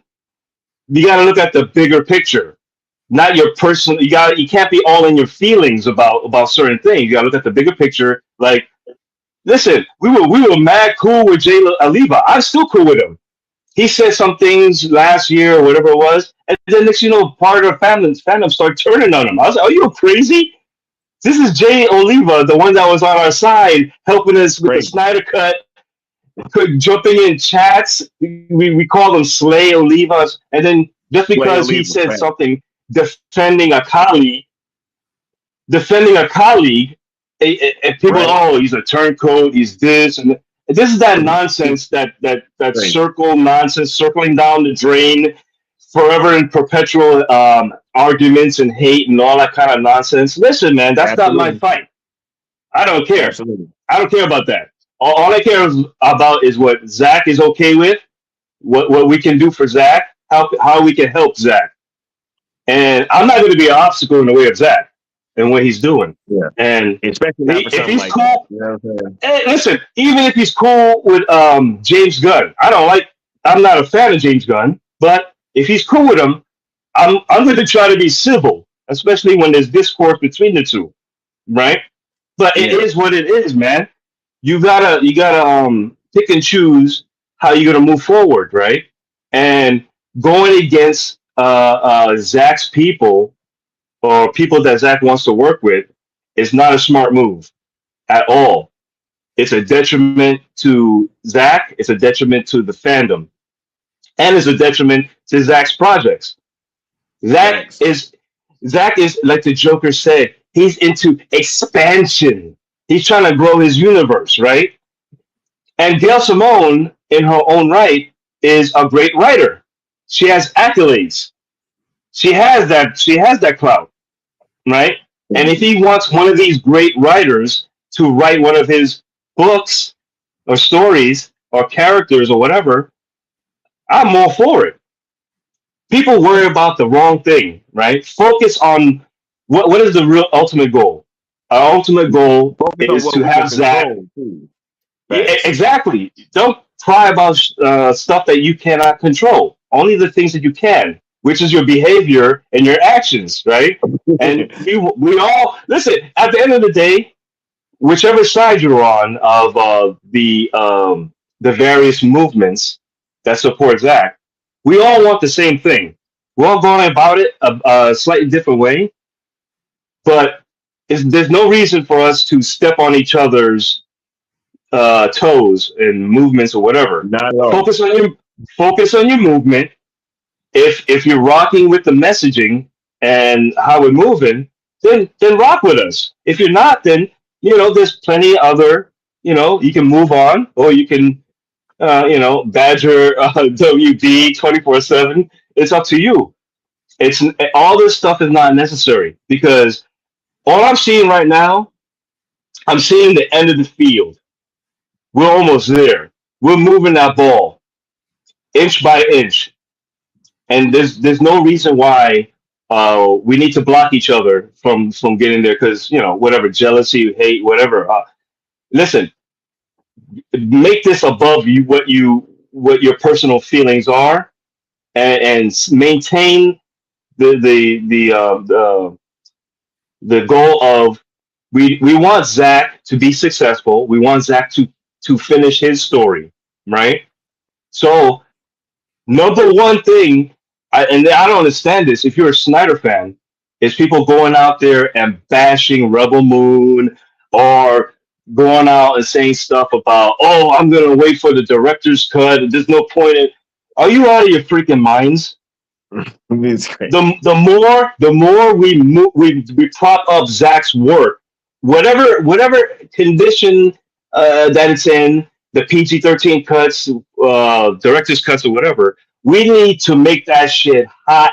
We need to make it popping, because what we need to do, we need to impress the people Zach is working with. Netflix, right? Absolutely. Exactly. Because we want Netflix to be like, I want more of that. This Zack Snyder, yeah, whatever he wants, yeah, well, let's put some money behind it. Let's back this guy. Because his other projects are like this. Imagine if he gets DC back. It's going to be stratosphere.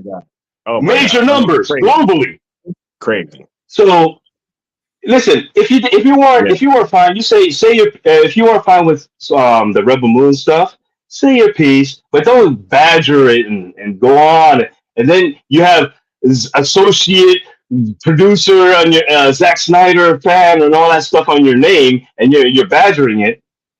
Come on, man. Or you made your clout off a Zack crack, and now you're trying to flip the Zack supporters into hating.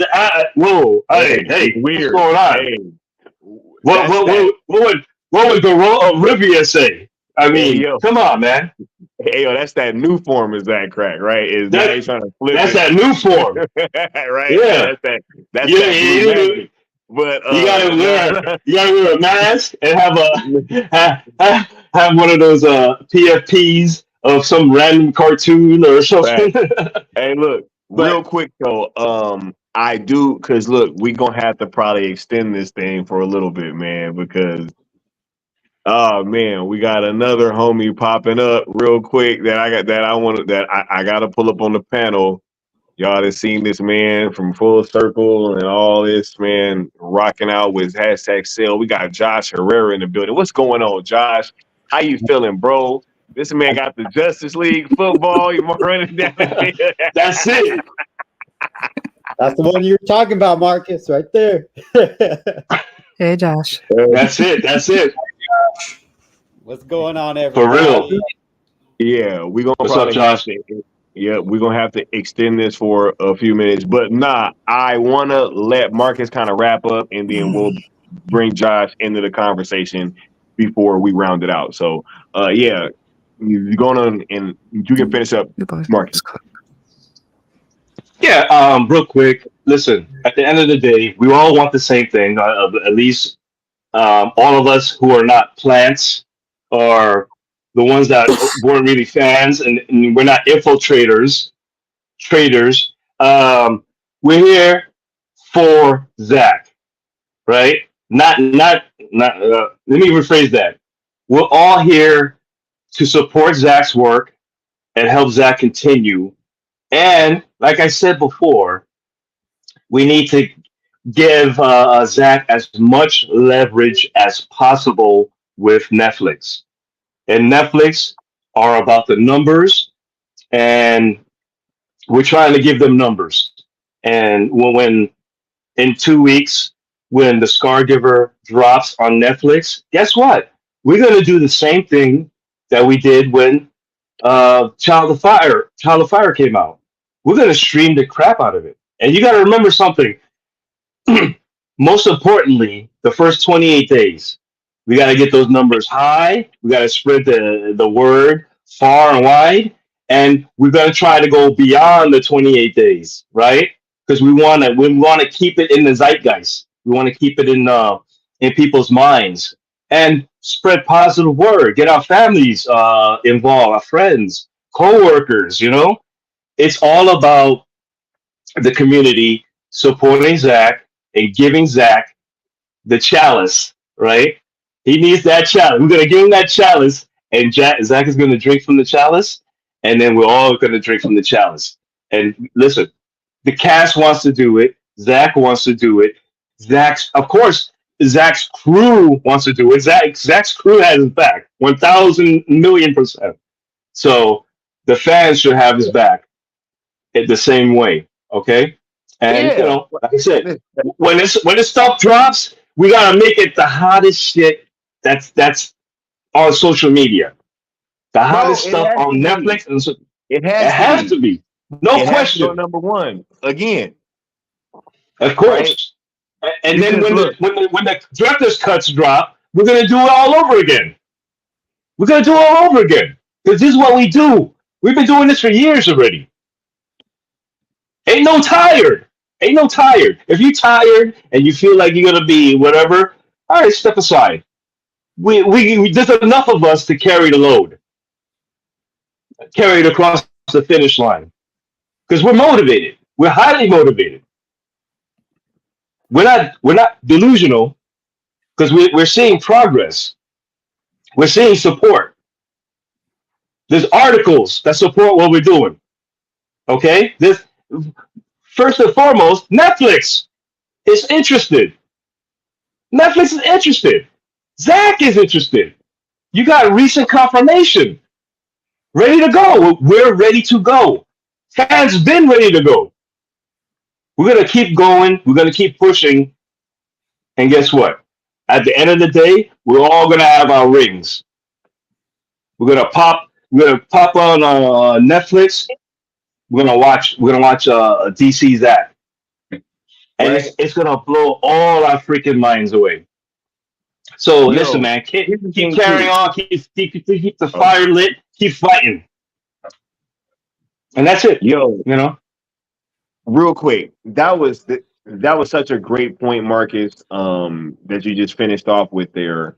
I mean, this is the way, man, and it's been the way, right? But at the same time, I'm not really worried about what people think that don't really want to rock out with what we're doing. You know, I think it's a whole lot easier for us to just focus like we've been doing on everybody that is taking part in what we got going on. And look, just y'all can do and say whatever, but we gonna keep rocking out. I want to get Josh in here before we start getting to these other panelists and wrapping up. Josh, man, you just getting in, bro. What's on your mind? What you got to say?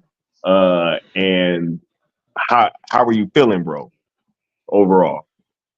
I'm feeling really happy for you, Sky. Shout out to you. Congratulations. Over 1K, buddy. I mean, when Marcus was spitting, I was backstage and I was like, let me go get this because this metaphor right here, this is, you gave this to us. You gave us this ball. And we are all out here behind you, man. We are out here because of you. Like Leon can attest, you being Super Sky, like I like to call you, is because you put yourself out there, and Absolutely. your example brought out Batman, right? Right, Leon? Am I right? 1000%. And then what do we get from there? We get a whole freaking Justice League, like Marcus is showing off right there. And Yeah. it like you said, I think Leon said this at the event in New York. It had to be you, Sky. Like, there's no one else. I think Leon, you quoted like no one else that you rather be rocking with, right? Because look at this man's dedication. Absolutely.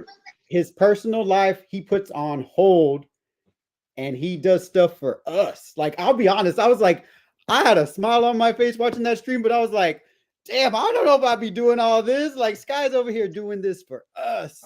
Like, he paid money, fly across the country. He's back in the West Coast now after 24 hours being over there. He's got personal stuff going on, but look, he's doing this for us. And nobody else, like he said, and we're saying, nobody else is doing this for us. Nobody's going to the source. I was like, man, this dude really does work for the Daily Planet over here. Clark Kent going right. Zack Snyder. We didn't even need the mic. We saw, like Marcus was saying, in his face, Sky. That man was looking dead ass at you. Yo, it was crazy. He was taking pictures with people, and he was like, okay, oh, what? Oh, okay. Oh, what? I was like, let's go, baby. It was a celebration, man. And the party's continuing because this community is all behind you, right? I think I speak for all of us on the panel, everyone from the chat. We're rocking with you, dude. And it couldn't have happened to a nicer dude, a kinder dude. Like somebody said earlier when I was thinking about jumping on the stream earlier, I was working. I was like, I got to say this. And I'm glad somebody did say this because it was Mikey. I know the subscriber thing was really not something the forefront, right? Or the priority. And that's a testament to you guys being genuine. Cool Table, Syndicate Network, the hashtag sell movement. It's not about clout. It's not about, oh, we can get with this person. We can collab with this person. You're just genuine. You're a fan. And you're paying your own hard-earned money to do stuff for us fans. And you're continuing to do it through the DC BS, through the DC Studios BS, going over to Netflix, thinking outside the box like Zach.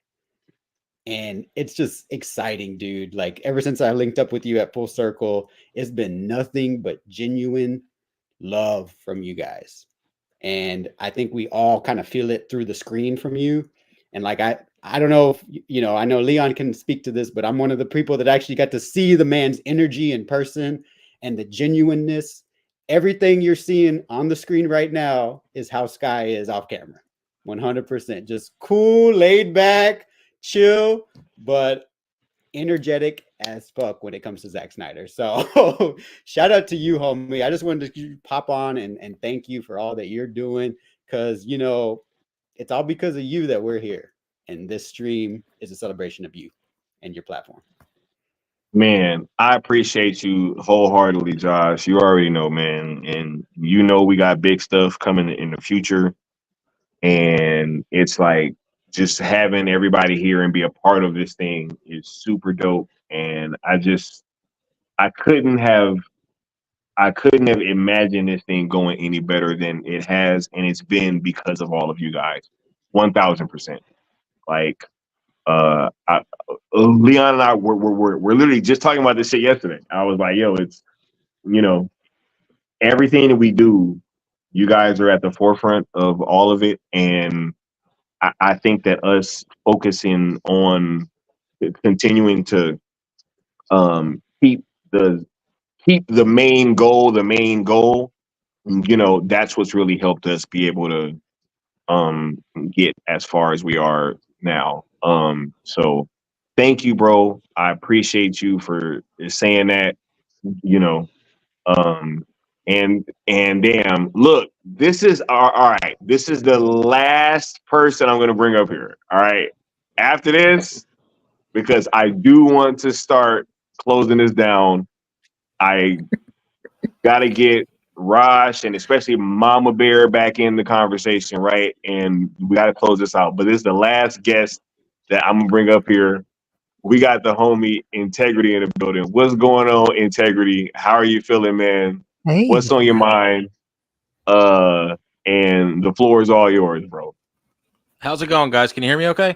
Yes, sir. Absolutely. Hey, I jumped in late, so I apologize. I missed most of the stream. All I saw good. you were live, and you know, I got a big mouth, so I needed to jump on.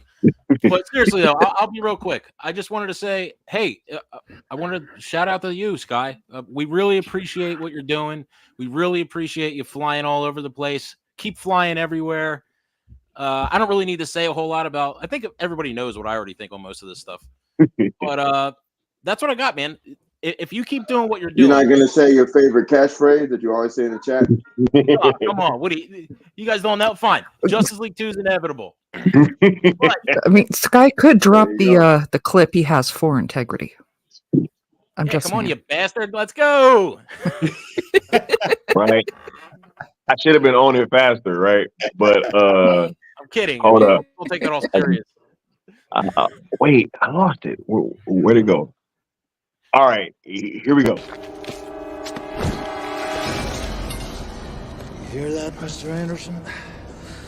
That is the sound of inevitability. Cool, man. Thank you very much. But here, I'll wrap up real quick. I really just jumped on to say thank you very much for what you're doing, Sky, and the whole crew. Keep doing what you're doing. We are winning.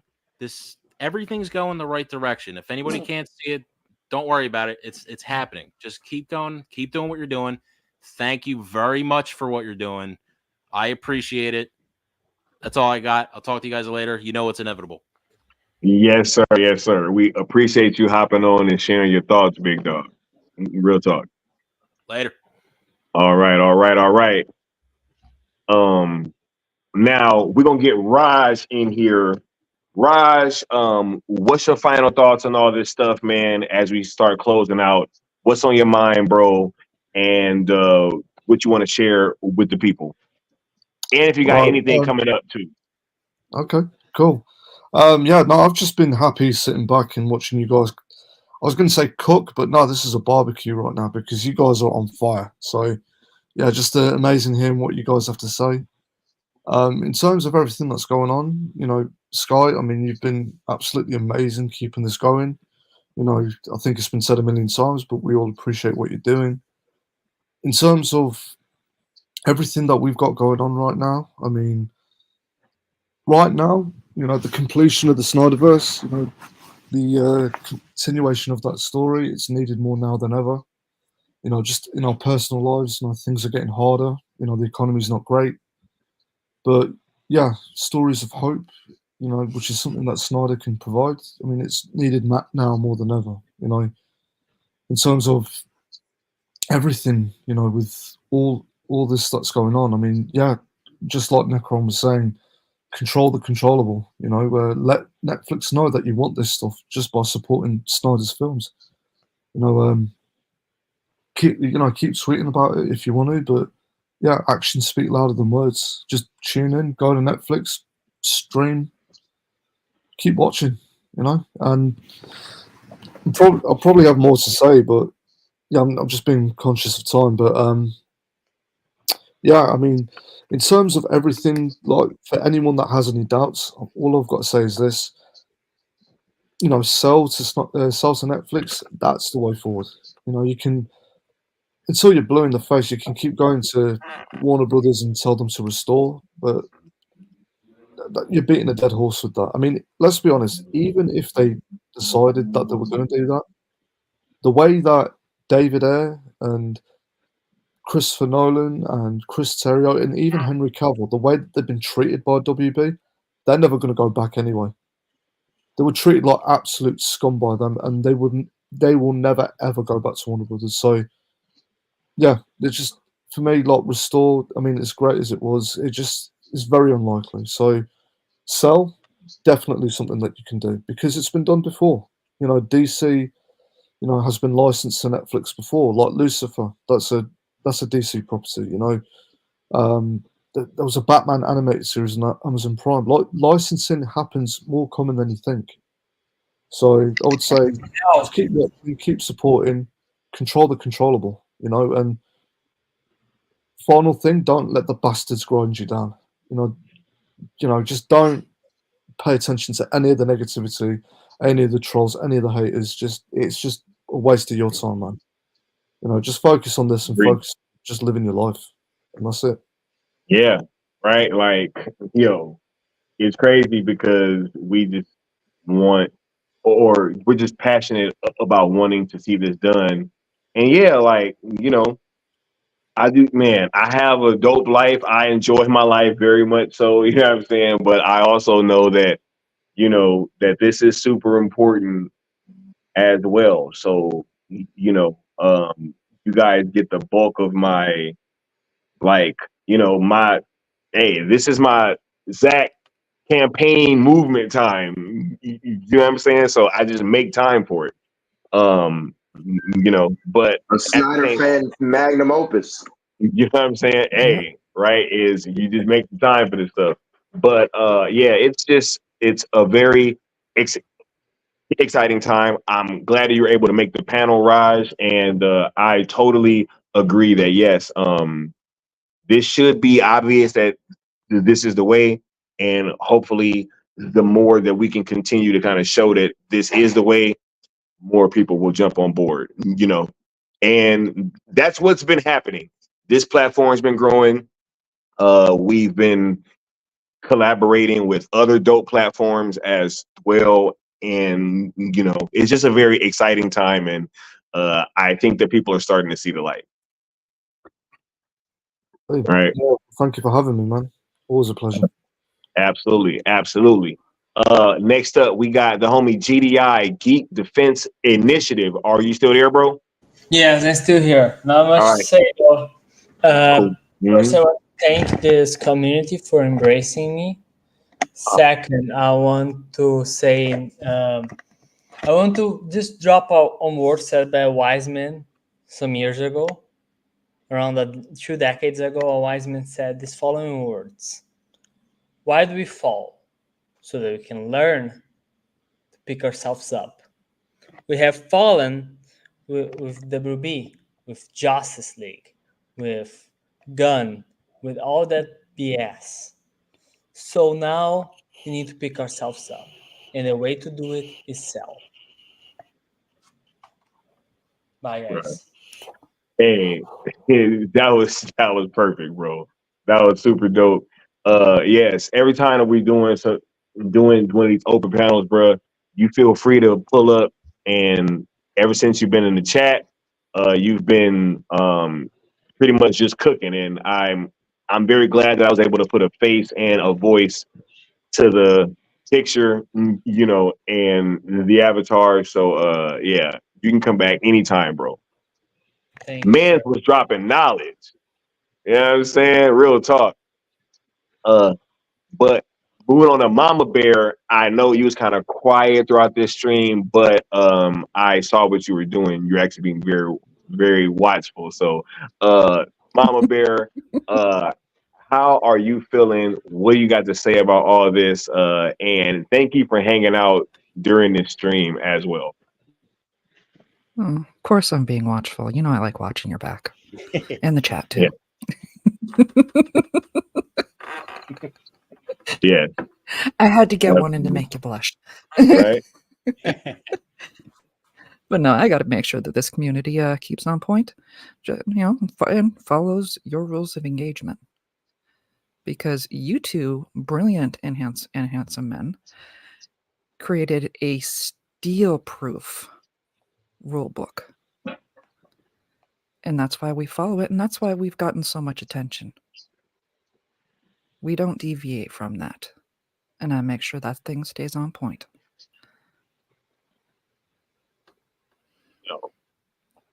We're so thankful to have you here rocking out, Mama Bear. You've been a trooper from the very beginning. And we're just glad that you know, you're here chilling with us and having these conversations. Always. Right. Ill Life says it's a celebration, bitches. Right. Yo. And then we got more open panels, please. Yeah. Yep. See, hey, we done 2 in what's this, a few weeks now, right? Absolutely. We got A Pass in the building. What's going on, A Pass? Thank you for stopping through and saying congrats. A Pass is the sale movement's Khaleesi, right, Leon? Absolutely. If you know, you know. Yes. But shouts out to you, Mama Bear. Thank you so much for being here. Of course, darling. And shit. Lastly, but certainly not least, we got the homie Leon, bruh. As we kind of close this thing on out, bro, what's on your mind? What you got to share with the people? And all that goodness, man. I'm sure that they chomping at the bit, waiting to hear what you're gonna say. Man, don't nobody want to hear from me, bro. Yo, this journey has been everything that one could hope for as far as levels of success. And that's just speaking about self. Watching your journey and your level of success when it comes to your channel, your brand, your growth, like you are truly inspiring. And you know, you're always metaphorically, you know, nudging me like, bro, what's good? What we doing? I'm like, man, I'm done with this social media shit. It's over. Tired of these, you know. Guys like, nah, bro. He grabs that cake. You can't be done yet. You're kind of fading in and out now, Leon. Yeah. Am I? Yeah. Is it windy? Very. Right. It probably What was. about now? That's better. Yeah, I was basically giving you props saying that if not for you, I'd have been like, man, F this. But I think that is a testament to everybody here in general. You know, we're all our own characters in this story that have been yoked back in by the Skywalker. You know? Because at the end of the day, we were all pissed off or sad or just giving up. You know? Until that fateful day when he gave us that idea. So seeing this whole journey through the lens of your channel and your growth and the brand and everything, and you being cool about it and being humble about it, that's something that I don't think many people really focus on. Excuse the weather. It's rather windy out here. It's Florida. We know there's weather. Facts, right? I thank God it's not humid for once. But like I know we get targeted for being braggadocious assholes at times, but like, hey man, just sometimes that's just how we have fun. We just like to talk a little noise here and there, and just just to shake off the betas and the lames. Every once in a while, we just got to talk a little shit. It's no skin off anybody. We're just having fun. In real life, we're chill dudes, and we're very approachable, as people on this panel could attest to. You know what I mean? Josh in particular. So at the end of the day, like, I'm happy to have met Sky and rocked out with the brother. He is definitely somebody who I think of as a brother of sorts, man. Like, I haven't met someone like outside of my family life and my military life that I've been like, yo, other than like a couple of homies, you know what I'm saying? My homie Wolf Reacts TV, y'all go check that brother out. He's somebody that like is a brother to me as well. And I look at Sky and I'm like, I feel the same. You know, I've been in this man's living room. We've kicked it at events. You know what I'm saying? Like, we've rocked out. You know, I've seen this man sick. I've seen this man on fire. You know what I'm saying? Like, I've seen the ups and downs of Sky, and through it all, he perseveres. And I just got to tip my hat to the brother.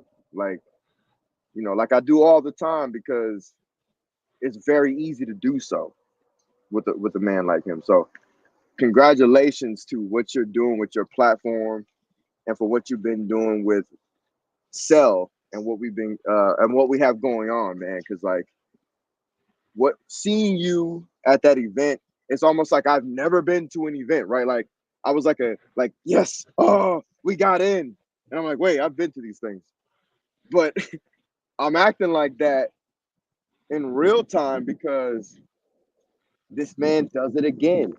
How many of y'all, show of hands, showed up to Stone Quarry in a Superman suit? Like, who else does that?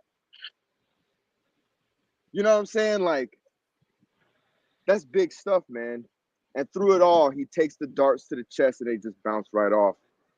I'm very proud of this dude. Very, very proud of this dude. One of the few that can get me a little emotional. You know what I'm saying? I'm gonna be here for 100,000 subs.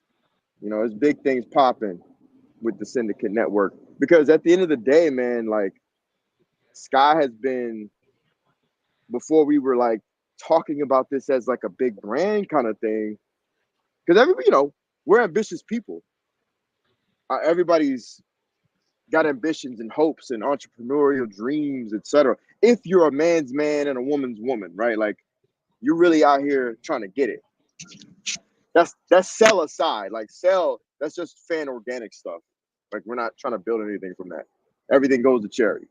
But as far as what we do outside of that, like, it's fun doing this at the end of the day. Like, I've even found it to be fun in my own old man attitude, curmudgeon way. I'm like, you know, this shit is fun.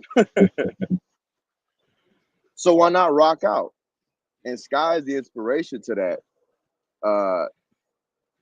So at the end of the day, like, I'm gonna make sure this man hits 100. You know what I'm saying? I'm gonna make sure. We about to get to it. This man has been the flagship to everything we've been doing. So shout out to you, Skiiwalker, once again, man. And here's to 100,000. I know it sounds crazy to people, but like, nah, don't count us out and don't count him out. Every time y'all bet against us, we end up winning, because the house always wins, baby. The Syndicate Network, Skiiwalker the Jedi, the Cool Table, Zack Snyder Cell Movement. We here, baby. We up. It's nothing but up from here. We thought the sky was the limit, but he's the inspiration. You feel me? Shout out to you, dog. Hey, man. And much genuine love.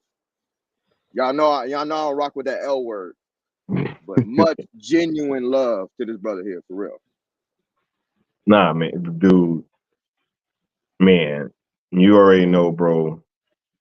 And just hearing what you saying, like, you right, man, because like, y'all don't understand, yo. Like, you know, I get on here and sometimes I talk about the stuff that I be dealing with, like health wise, but Leon got a peek of it. He got a real good, visual on what it looks like, when these things happen. Right. And so um for him to say that is really a big thing. Because a lot of y'all don't know about just what it be taking, Um, I got sick on my way to New York. You know what I'm saying? Like it was crazy. It was insane. It's my first time ever puking on a plane ever. You know, and like yeah, it was a whole ordeal. You know what I'm saying? And then I landed at midnight and had to be at the event the next day, and then couldn't even really eat before the event. It was just wild. Like it was wild, right? And so to be able to do these things because I truly feel that they need to be done for us to be successful, right? I think that to hear those words back from you guys, especially him because he saw, like he really saw what it looks like when this shit happens, and you know, I just I'm glad that we BVS day, are. bro. Yeah, yeah, it was crazy. It was crazy. Like, you know what I'm saying? Like from about 3 a.m. on, it was wild. You know what I'm saying? And then they was all having conversations about what they was gonna do and what the plan was. And I was like, I didn't even know that was happening. You know what I'm saying? But no, it's really something where I really do believe in what we're doing. I really do. And that's why it becomes like a no-brainer for me that if we can do something or if we can make these moments happen, then we go and we make them happen. Right. So, yo, we're going to continue to fight for everything that we believe in with this same fervor and vigor. We are continuing, I said it the other day, we're going to stay agile and stay nimble, and we're going to keep trying to push the envelope forward, Joe, because there's no other way, but I mean, we haven't been doing anything but that since this entire time. Like, if you look at how we operate now, who we operate with now, it's a completely different, even though the ROEs are still the same, this vehicle looks very different now, you know? It's the same engine, but it looks very different now, right? So I think that when you look at it in the grand scheme of things, these are the trials and tribulations that we have to go through. And I told Leon, and I'll kind of share it with you guys. When these obstacles happen, I truly take it as us being tested of how much we actually want this. You know, imagine if I didn't go to BBS Day, right? If they weren't here, I probably would not have gone. Right, because I was definitely thinking about, oh man, I might just have to go to ZSJL Day, right? Like I was already kind of planning, I don't know, right? So I could just imagine if they weren't here, like right, and me having to make that choice on my own, I probably would have not gone. Bro, we was gonna carry you to the whip. Yeah, right. So, I just say that to say, when things happen, you have a way of, like, however you choose to tackle these obstacles will determine whether or not you are successful. Are you gonna push through things that may be uncomfortable and maybe a little bit harder, right, to be able to get to that other side? And the fact that we've continued to keep pushing past these obstacles is why we're here. So man, I just really want to thank all of you guys from this entire panel, everybody that stopped through today, everybody that just recently subbed, everybody that's been supporting this entire time.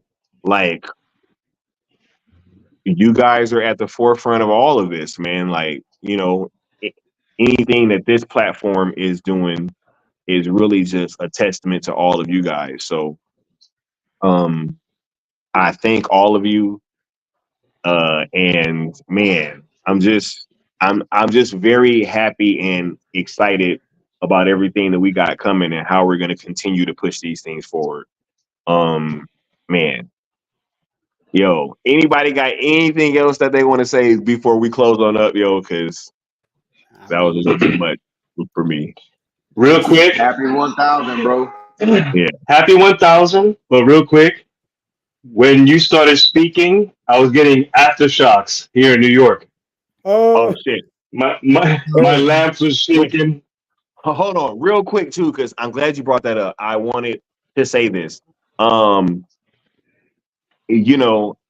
think that the ramifications, like I hoped that I took all of the West Coast energy back with me, but obviously I didn't. I left some of that LA vibe over there because immediately after I left, there's an earthquake. You know what I'm saying? And that's the sonic boom from when Superman takes off. Right, but nah, it's just no. I hope you guys are all good over there on the East Coast. I know y'all not used to dealing with that kind of stuff. I'm pretty sure that y'all buildings probably ain't even built to deal with that kind of stuff. So it's probably a lot different because the stuff out here, they kind of build it with that stuff in mind. So like, I'm way more used to that. But I hope y'all all good over there on that East Coast because I know y'all was kind of tripping out. We're good. We're good. Do me a favor, honey. If we ever get you to my city, please leave the earthquakes at home. Oh, our infrastructure isn't made for it either. I most definitely will. Real quick, we got the homie Rock Talks with a final super chat saying, "Congrats, Sky. Hope I ain't late to the party." Man, about 2 hours and 40 minutes in, bro, and we closing up into that new cartoons and serial poster just hit social media. Yeah, so I guess it's cool to announce we are watching Castlevania on Netflix. You know what I'm saying? We about to start checking that out. Another Netflix original that we are very excited to check out on that platform. So y'all make sure to be there for cartoons and cereal tomorrow, and we just may have some more special guests coming through as well. So shouts out to the homie Rock Talks, and let me hit you with this here drop real quick. I like Zach a lot as a guy, and he was an incredibly thorough. He did all his own storyboards and stuff, which I think influenced me when I went on to my movies and do the same thing. And I saw how incredibly prepared he was. I thought it was great. Facts. Hey, you think? The blueprint. But yeah, anybody else have anything else? Is that then with to add though? Just to reiterate, he's here with us. Shout out. I think Sky, Mikey Sutton is really proud of you, like we all are. Keep doing your thing, homie, and we're gonna be along for the ride, supporting you. Keep going. Absolutely. Hey, I appreciate you, Josh, and I appreciate all y'all, man. All right. Much love, much love. What'd you say, Leon? Oh no, I didn't say nothing. I was just gonna say happy 1,000 again, but I didn't say anything. Oh, I could have sworn I heard somebody. I heard that was me. I said likewise. Okay. Much appreciation. I knew I heard somebody. I was like, somebody said something. You know what I'm saying? But nah, we about to get on out of here, man. I want to thank everybody that got on the platform, man. You guys are all super, super, super dope. Shouts out to everybody as part of the live crew, replay crew, the greater community as well. And Shout out to the haters. You know what I'm saying? Because look, I'm not going front. Oh, wait, real quick. Let me get shout out to Retro Nerd Girl in the building. I tried to say that earlier, but somebody was talking. We got Retro in the building, yo. Man, Retro is so dope. What episode are you guys on with the gargoyle stuff, Mama Bear? And it drops on Tuesdays, right? It drops on Tuesdays. That should be, and correct me if I'm wrong, Retro. Season 2 starting, I think, episode 10, Yeah. 11, 12, probably. That's what I remember. Yeah. 10. Right, yeah, man. Shout out to Retro Nerd Girl. She is a very, very big friend of the platform, and we got to get so much Retro great back feedback over on the here pretty soon gargoyles. too.